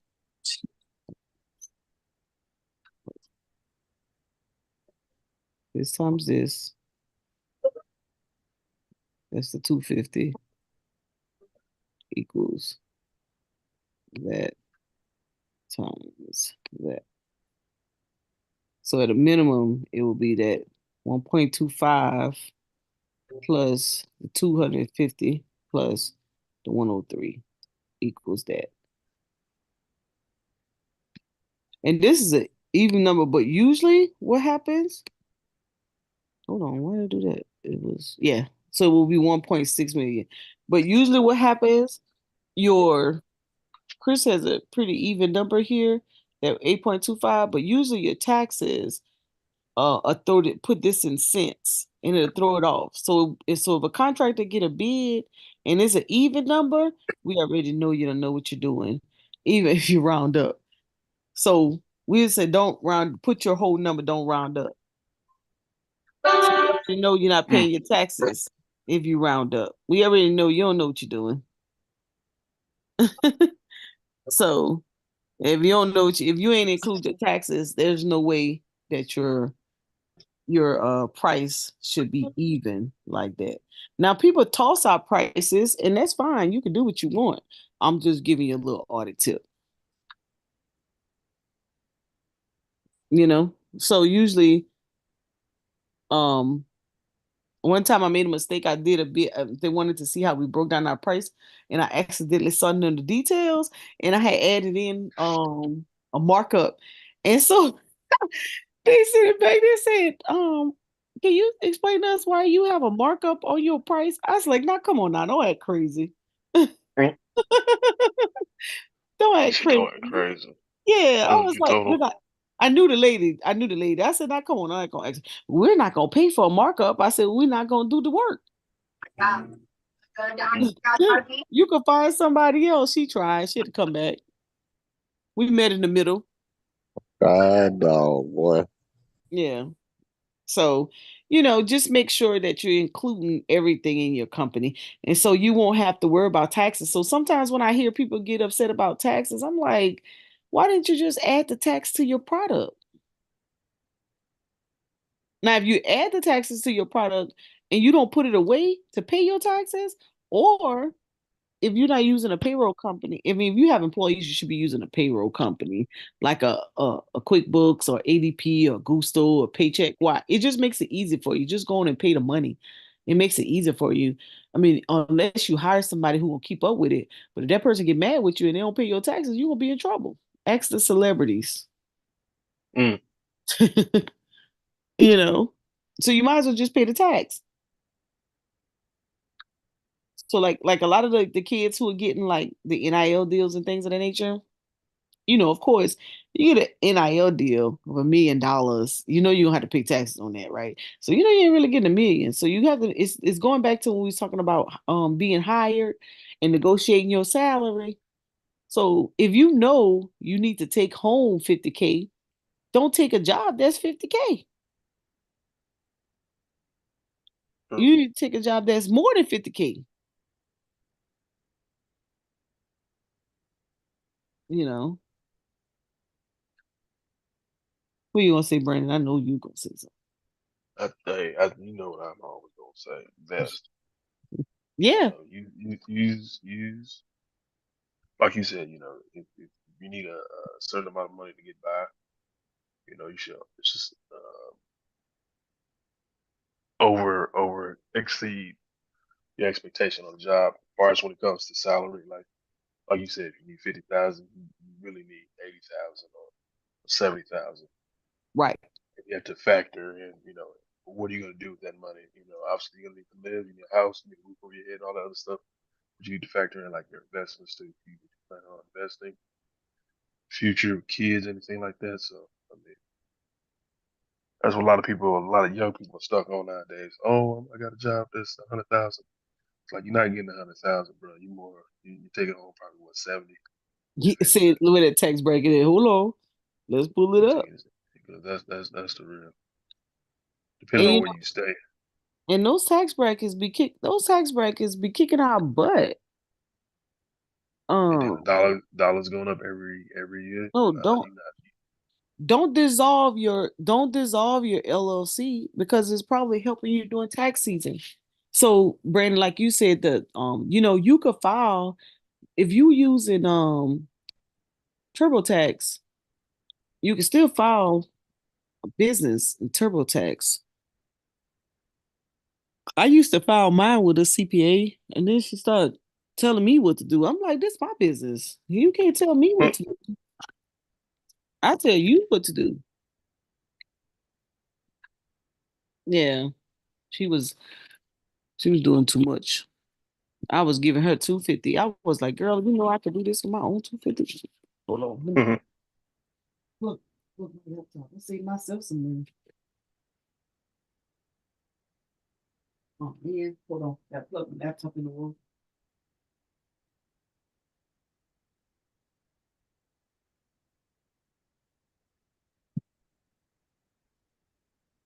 And if you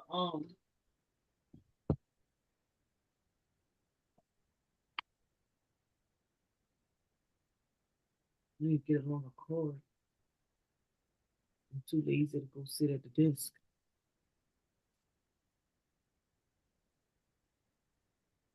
So if you could file your business. I paid $200,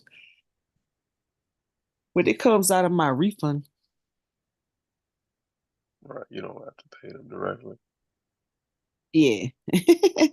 I let them take it out of my refund. Hold on. Let me see. So, and as long as I break even, I don't be concerned.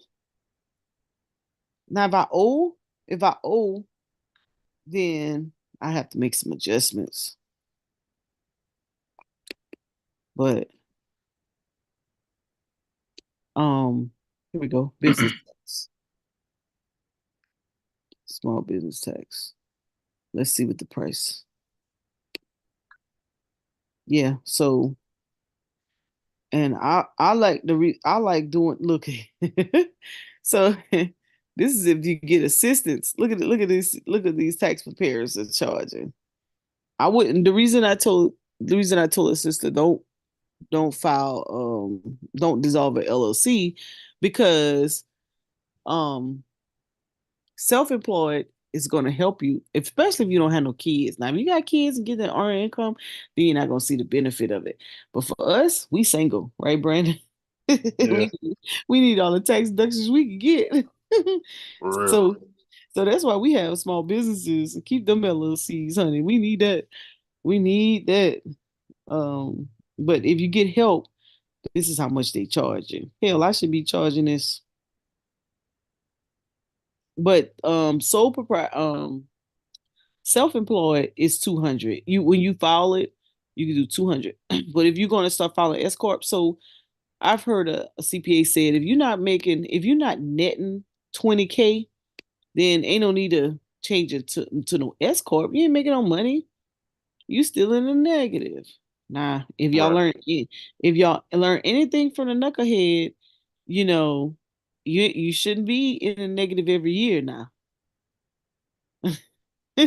He's like, go 2 years, gain a profit 1 year. Go 2 years, gain a profit, or whatever. But I show a Yeah. profit. It doesn't bother me. Hmm? No, I was gonna say, really, every year your prices and your products should be raised up by a certain percentage. Yeah, because think about it. If you everything else goes up, Yep. everything else goes up. So I do my I do my taxes on here. Let's see what the filing deadline. And they ain't playing either this year. They mess around. Your butt don't file on time. They come see about you. They sending letters and everything. They're knocking at your door. Yeah, they want to come see it. But the beauty of doing this, you always have access to your own documents. Um, with the whole tax deal. So this is, you only pay if your dollar amount is a certain amount, you don't pay. But yeah, but I use and I used to get it audited, but I'm like, I don't need no audit. I ain't making that kind of money, and I sure don't have those type of assets. So I'm just doing a simple little return, self-employed, self-employed independent contractor. And I'll sometimes I'll opt into this 169. It depends. Well, so when I started investing, I started opting into the 169 just to make sure, you know, just to Mm. have that option if I needed their help, you know, they looked over it. But for the most part, I'll just do the $89 packet. No, what's the difference between like the full service and the assistant? Like assistant is you doing it by yourself, right? Oh, this one over here, they help you talk about your local taxes too. So this one, they'll try to make sure they estimate and everything. This one they just asking questions, answering questions, and look like it's actually getting answered by AI. Right, basically. Watch. You may not have People a gonna get in real trouble for person, that. huh? Yeah, don't look like you have a real person, huh? I said that does look like yeah, that's all fake. Yeah, and this one looks like maybe a real person that you're talking to. But honestly, everything is kind of dummy proofed, Even I love when I started loving the Intuit product is when they added the FinRaise. They added all of the investment apps. So when you get to that part when it asks you, do you have any investments? All you have to do is log into your investment account on the TurboTax. Is linked it is linked in. So all you have to do is log in and it pulls in all your documentation. You ain't got to go try to figure it out. Where does this go? Does this apply or anything? It'll pull all that data in for you and you just keep moving. And this is for your personal taxes, right? Yeah, person. If Or is you this if both? Yeah, if you do it as an individual tax preparer or if you do it as a self-employed. So I file my LLC self-employed. I don't file it as an S corp or a C corp. I don't make that kind of money. Well, I don't know this year. I might be in trouble, but before,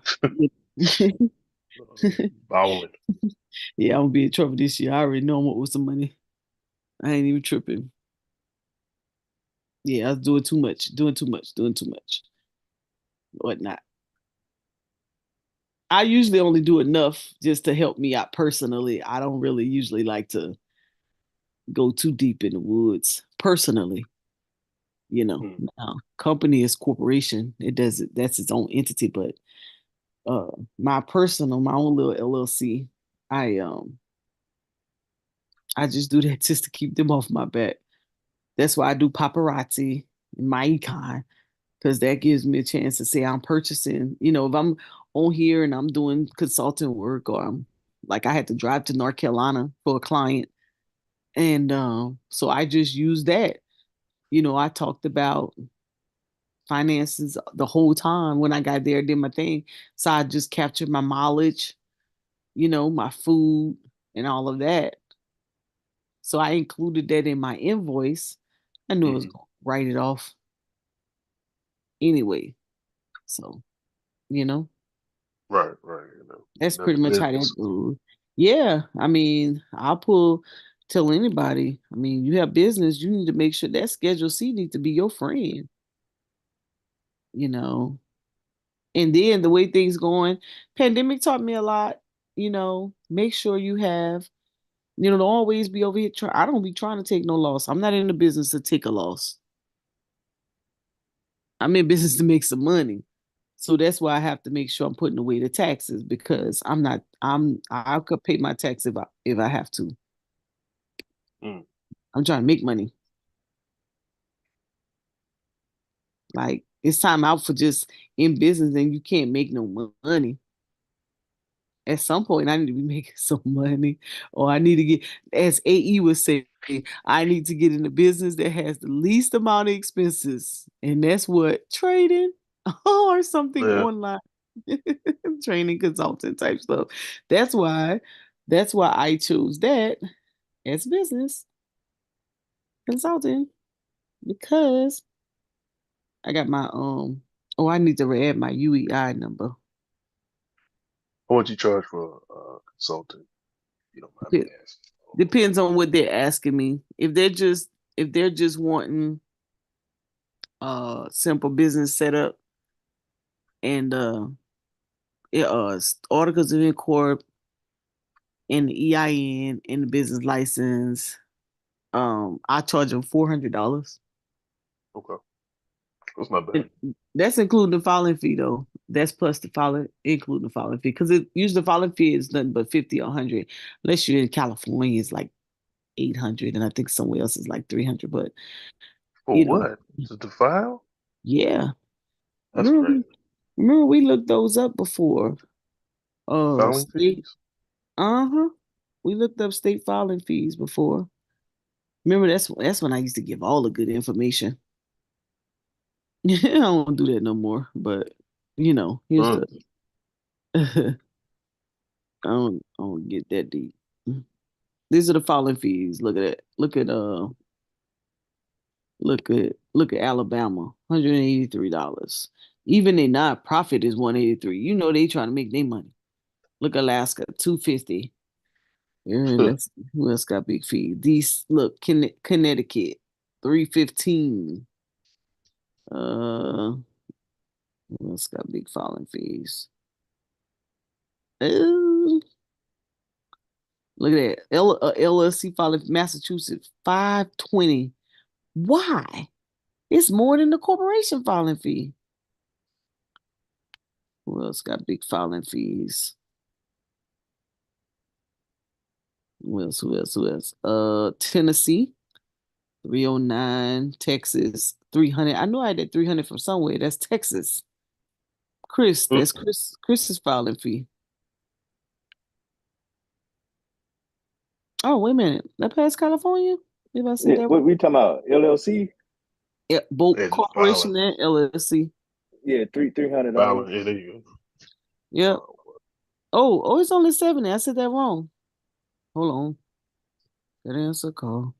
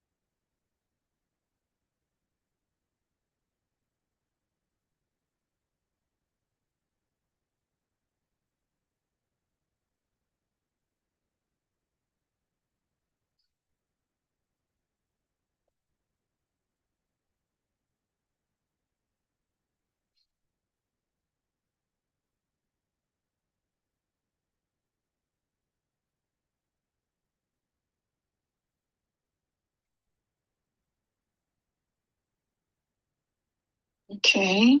Bad, y'all. What have you in trouble? No, I'm trying to have someone with an Excel file. Hold on one second. Uh,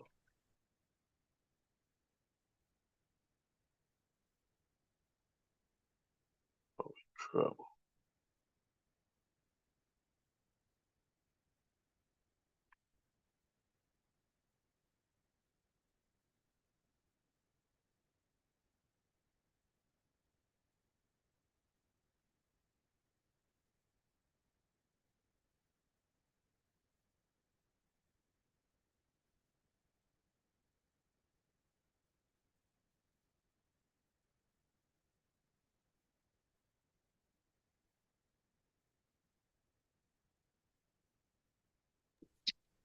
Um, You see what it says? File, home, insert, share, page layout formulas.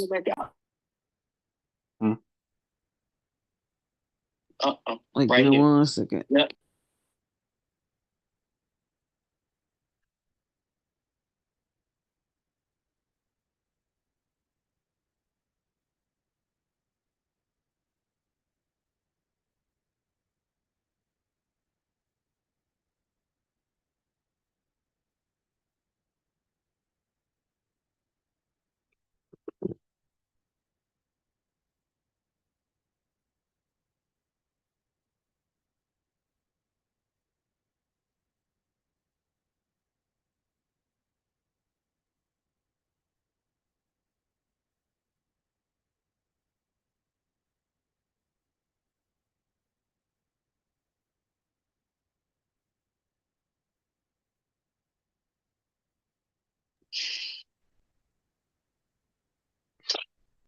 You got it?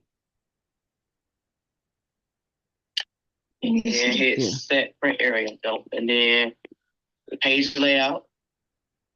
Uh-oh.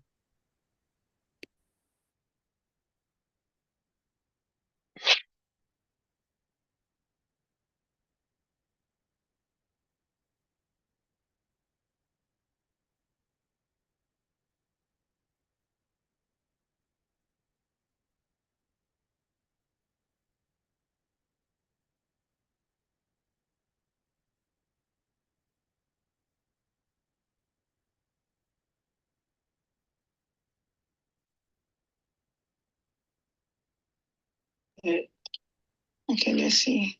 All right. Call me back if you need some I more. got it. All right. Okay, thanks. Yeah. So, Jim Brandon said, did you get in trouble? Mm-mm. Nah, I ain't get in trouble. Yeah, they working on something to help them with Excel. But yeah, so with sometimes with business, it's like with most people, you really don't have to like for some people who really not don't have a lot of traffic with business, but they started a business, kind of help them out. Like I said, with these with the taxable income piece of it, to lower your taxable income, or just to kind of help out in that area, then that Schedule C could really help you out. Once you start, you're like, you know what, I need to start making some money.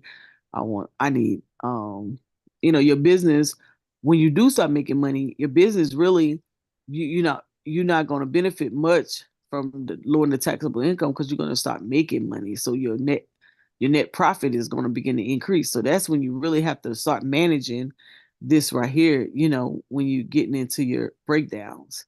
You got to start managing because you got to start putting that taxes away. Because if you don't, then you're gonna get caught up in spending all your money, and then you won't have nothing to pay taxes. Then you're gonna be upset with the IRS and the Department of Revenue, And then when you start gaining employees, if you don't put money away for those payroll taxes and insurance, then that's a whole nother ball game, you know. Is it So is it safe?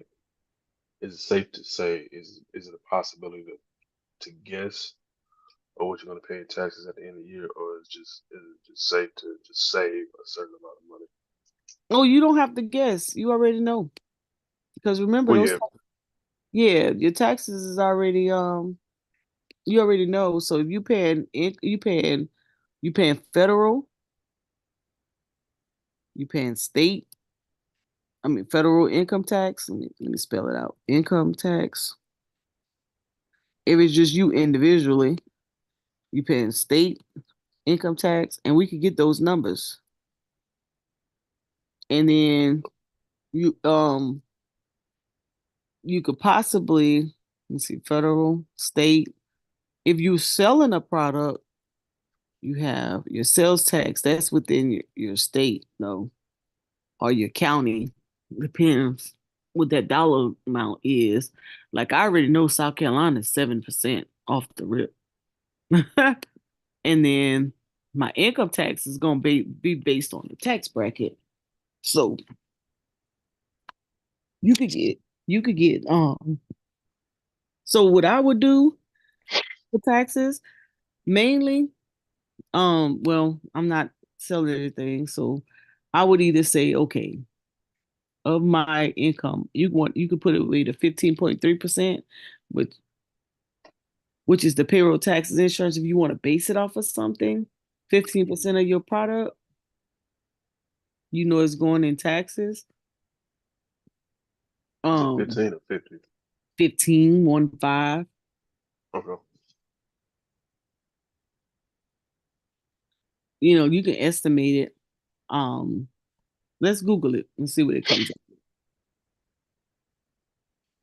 Because this your taxable income is of course is based on these dollars, right? So either you're gonna fall in that 10% bracket, yeah, you're gonna fall in the 12, 22, 24%. Oh, they calling me back. Hold on one second. Hello? Yeah. Well, guess what? For August,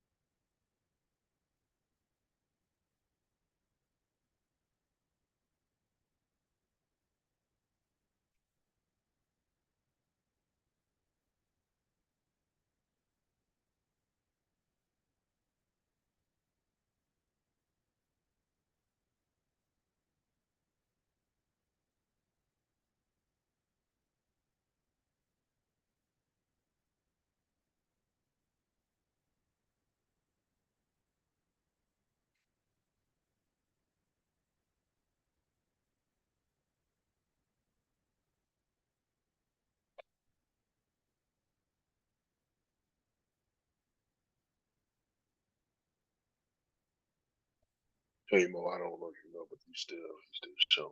I don't know if you cut off on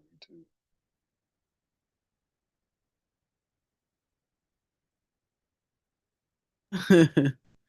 Yeah, that was my meal count sheet. I gotta fix it. That's their meal count sheet. I need to try to help them fix. Mm, Okay, let me see. I was gonna go to let's see the tax. I was gonna type in which question you asked me. Oh yeah, taxes. How do you know how much you know? How do you know how much to put away? Let's see. Let's see if Google will give us a good answer. How much should you set aside for taxes? Let's say it's an independent contract. So as an independent contractor, ooh, fit 25 to 30%. Uh, I'm talking about 15. right. That moved up. That let's thing see what moving the up. let's see what the calculation is. But that goes to what I was saying earlier. The 20% versus 8.5.25, whatever. So you have your self-employed tax. This is what I was just going off of just the 15.3%. But let's see what else they include in there. This is the biggest deal. How can I lower my taxes? Right here. This is what I've been talking about.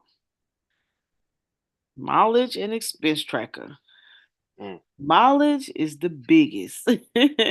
You ain't tracking your miles, honey. Good luck. So here You we go. said good luck. Yeah, because you're before 2018, those personal exemptions was the way to go. But we don't have Mm. that no more. There's no personal exemptions anymore. President Trump, former President Trump changed that. So without those personal exemptions, now you really have to try. The personal exemptions was helping you to get to that itemization number, Hmm. which is this right here. Well, was helping you to be able to itemize. Where's it at? But now, yeah, these numbers over here. Let me see. Got held like 20K or better. Yeah, yeah. And those personal exemptions was helping you do that. So if you don't have a house with where you're paying a mortgage with interest, like as soon as I got tax exempt on my house, that was a wrap for me. Ain't no itemization over here because the personal exemptions was helping you with that. But now you don't have that anymore. So in order to itemize, if you don't have any type of assets, or you paying taxes on to try to get you like Price just said that 20,000 or better, you ain't gonna get that off of no business expense. Please, they shutting that down. That's where we used to get it from. Off the business expenses, lower our taxable income, put us in another tax bracket. Bam, we was in there. Not no more. So the mileage is what's carrying you. Um, so if you did your taxes, and I guess I should do one a tax return, if you put in there your business expenses, if and also if you don't put no business income and you have all business expenses, you definitely gonna owe money. Oh They yeah. not, But they say not that again. if you don't put in any business income and you have just business expenses, Mm. honey, you gonna owe. You will owe. They're not even playing that. You better have some business income in there. You better be accounting for some business income if you following self-employed. And the only thing, and the more expenses you put in, that's not gonna lower your taxable income at all. That's not where it's gonna come from. When you put in your mileage, that's why if you notice, let's look. You can all what they say, follow the money.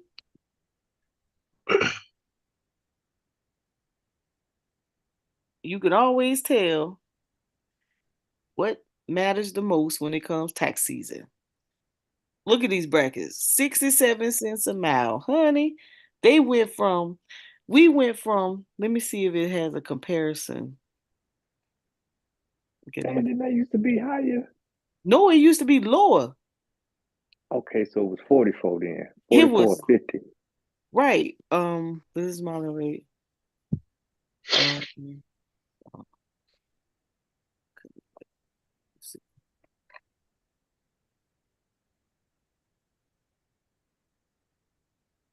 let's see. Here we go. Look at this price. 50 in 21. Listen, that thing is, and look, when they knew they needed help, look what they did in 22. 22. You went from half of the year, it was 58.5. Because when you realize it wasn't going to help you during tax season, then the next half they say, oh no, then we're going to need some more mileage Mm. reimbursement. So they boost that bad boy to 62.5%. And then now here goes 24. We already up to 67%. Look how they was just playing with it in the previous years. We weren't getting that. Look at this. It stayed around the 50s for a long time. We weren't getting no mileage increases. So when I saw it, I said, oh, so that's where we need to be. That's what you need to be collecting miles. Yes, honey. They ain't do nothing on the charitable, of course, and you barely getting a little something on the medical. But this is where your bread and butter at. So if you're not accounting for those miles, ain't them tax brackets ain't doing nothing for you at all. So when you put in your mileage, when you file your taxes, if you go into a tax preparer, you have to have a mileage log. So either you using an app to track your mileage or you writing it down. At a minimum, you have to have the location, to or from location, and the what were you doing, the description, and then how many miles. So you could keep a running total on a Excel spreadsheet or another piece of paper, however you do it. So a tax preparer is not going to just let you come in and say I drove 20,000 miles. Like for me, I already know I have to account for at least 18,000 miles a year in order to have some type of favorable tax return. If I don't, they're gonna tax my butt. And that's because I've just kind of played with it to see where I needed to be. Mm. You know. So, and then, you can get the depreciation off your vehicle. If you took it all in one year, then of course that wouldn't matter. But if you have it prorated over time, when you put it in, they'll take it off for you along the way. But when you give the documentation, but a lot of times, your tax preparers don't know this information. They just train to use a system, and whatever you bring them is what they're gonna put in the system. Some tax preparers know, and they'll try to help you out, and they'll tell you, you know, but most people don't tell you, and so you know, so you just kind of know, and that's why I said put the money aside. So that's why when you're pricing your products, as this particular thing said, 20%, 25 to 30%. So think about it. Just take Chris sneakers for example. If he has to mark up them sneakers an extra 30%. Mm. And right now, he's only marking up just his sales price, maybe 18%. He may be marking it up 18% or whatnot, but maybe not. So that's why when people be crying, oh, why your sneakers cost this much? Hey, I gotta pay taxes on this. What you mean?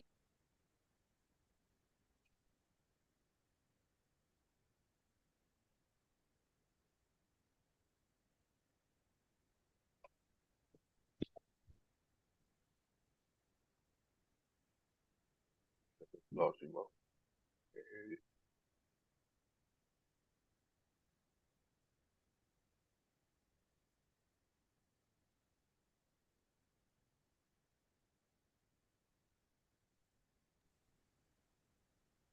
Yeah. So yeah. So you think about it like one of my friends when he sell his smoothies, he used to sell the smoothies at $10. But when the food prices went up, what we used to pay, we don't pay that no more. So you had to pay more. So he increased it to $15. And so like some people were like, I'm not paying $15. He was like, okay, you don't have to, somebody else will. But I have to pay for this. I have to pay for the ingredients to make it.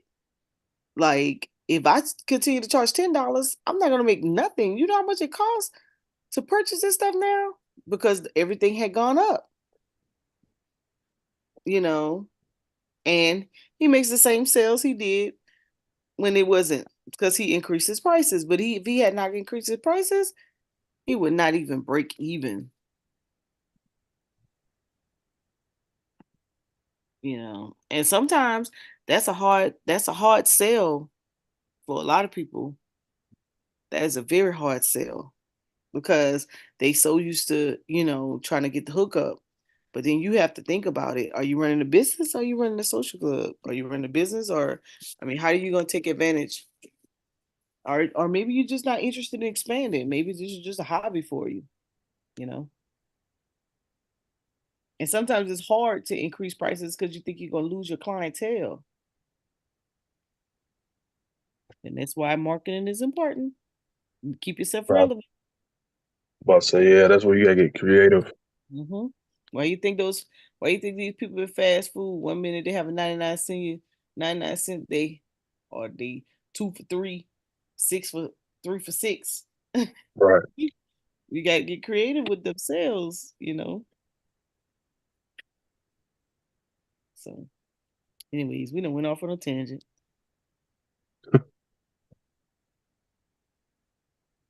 Sorry for keeping y'all up. Hey, I just want y'all to know I went on the trade. Y'all didn't. Y'all didn't show up with the trade. I could have traded the Apple. My computer started tripping. Sonny was in the chat. Garfield went live. Was live. I didn't know he was live, so my live was messed up. And then and then Apple went from 180 to 185. I was so mad because I was trying to get that option in, but I was trying to fix the computer. Yeah. It was too funny. And then I just got frustrated. I was like, oh, forget it. and I and I got off the live. Personal stuff. God damn.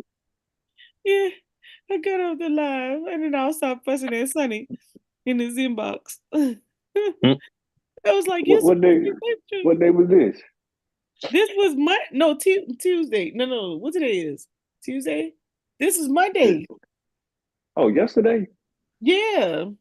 Oh, I be up every morning. I be with my DJs, and yesterday was a big day for us. We, Yeah. we had You a probably weren't paying attention to me. I was up there saying, I said, anybody trading Apple? And I was on live. I was by myself, Sonny in the chat talking about Mo, you choppy. I'm like, you should be up here with me. He was trying to trade. I was trying to trade, and I didn't know Garfield had went live, and so I end up going live at the same time. And then all of a sudden, oh, I look, I say, "Oh snap, Garfield is live!"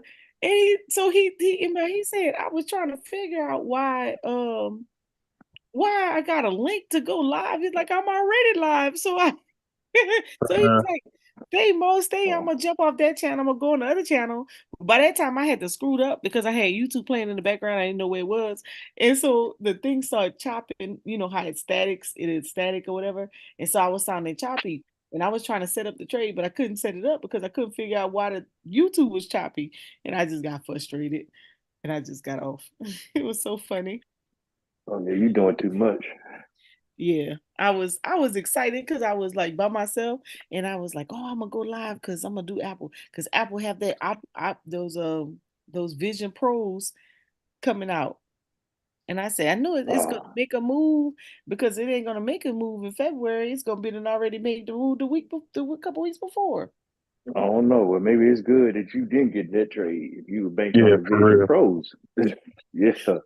No, I was gonna get an option. The option was only $15. Yeah, but I would have bought the option more on what the structure was doing. The Vision Pros is hot, Miss Mo. They're not gonna sell a whole lot of them.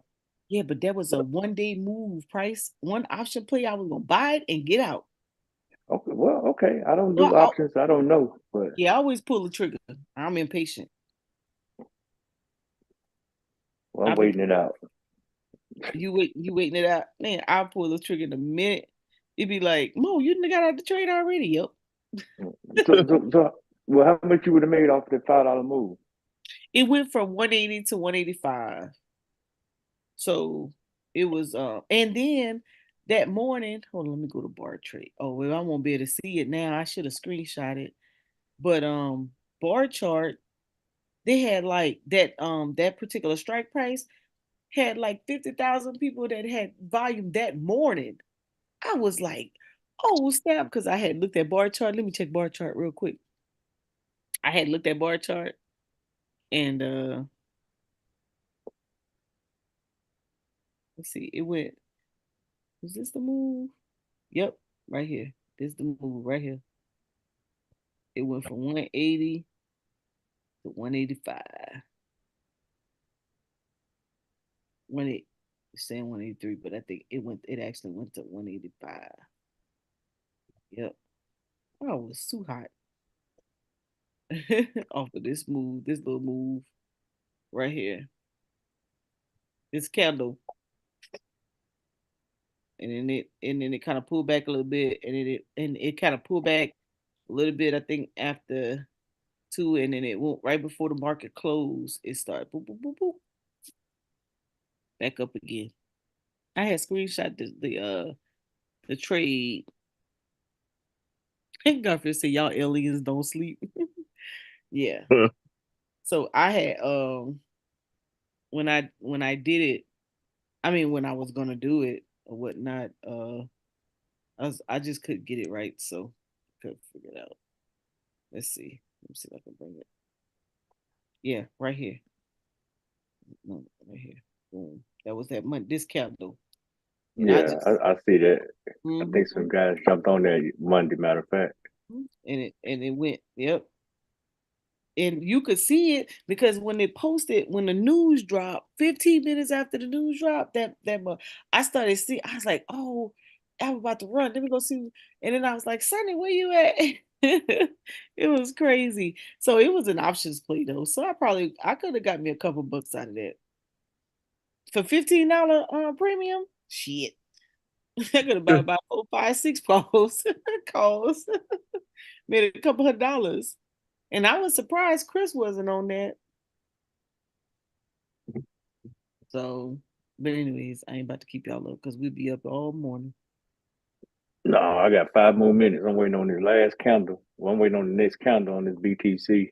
Oh, you should have made some money. They went up pretty good today, huh? That No, uptrend was yeah, no, it went good yesterday. Had a 9.5% candle.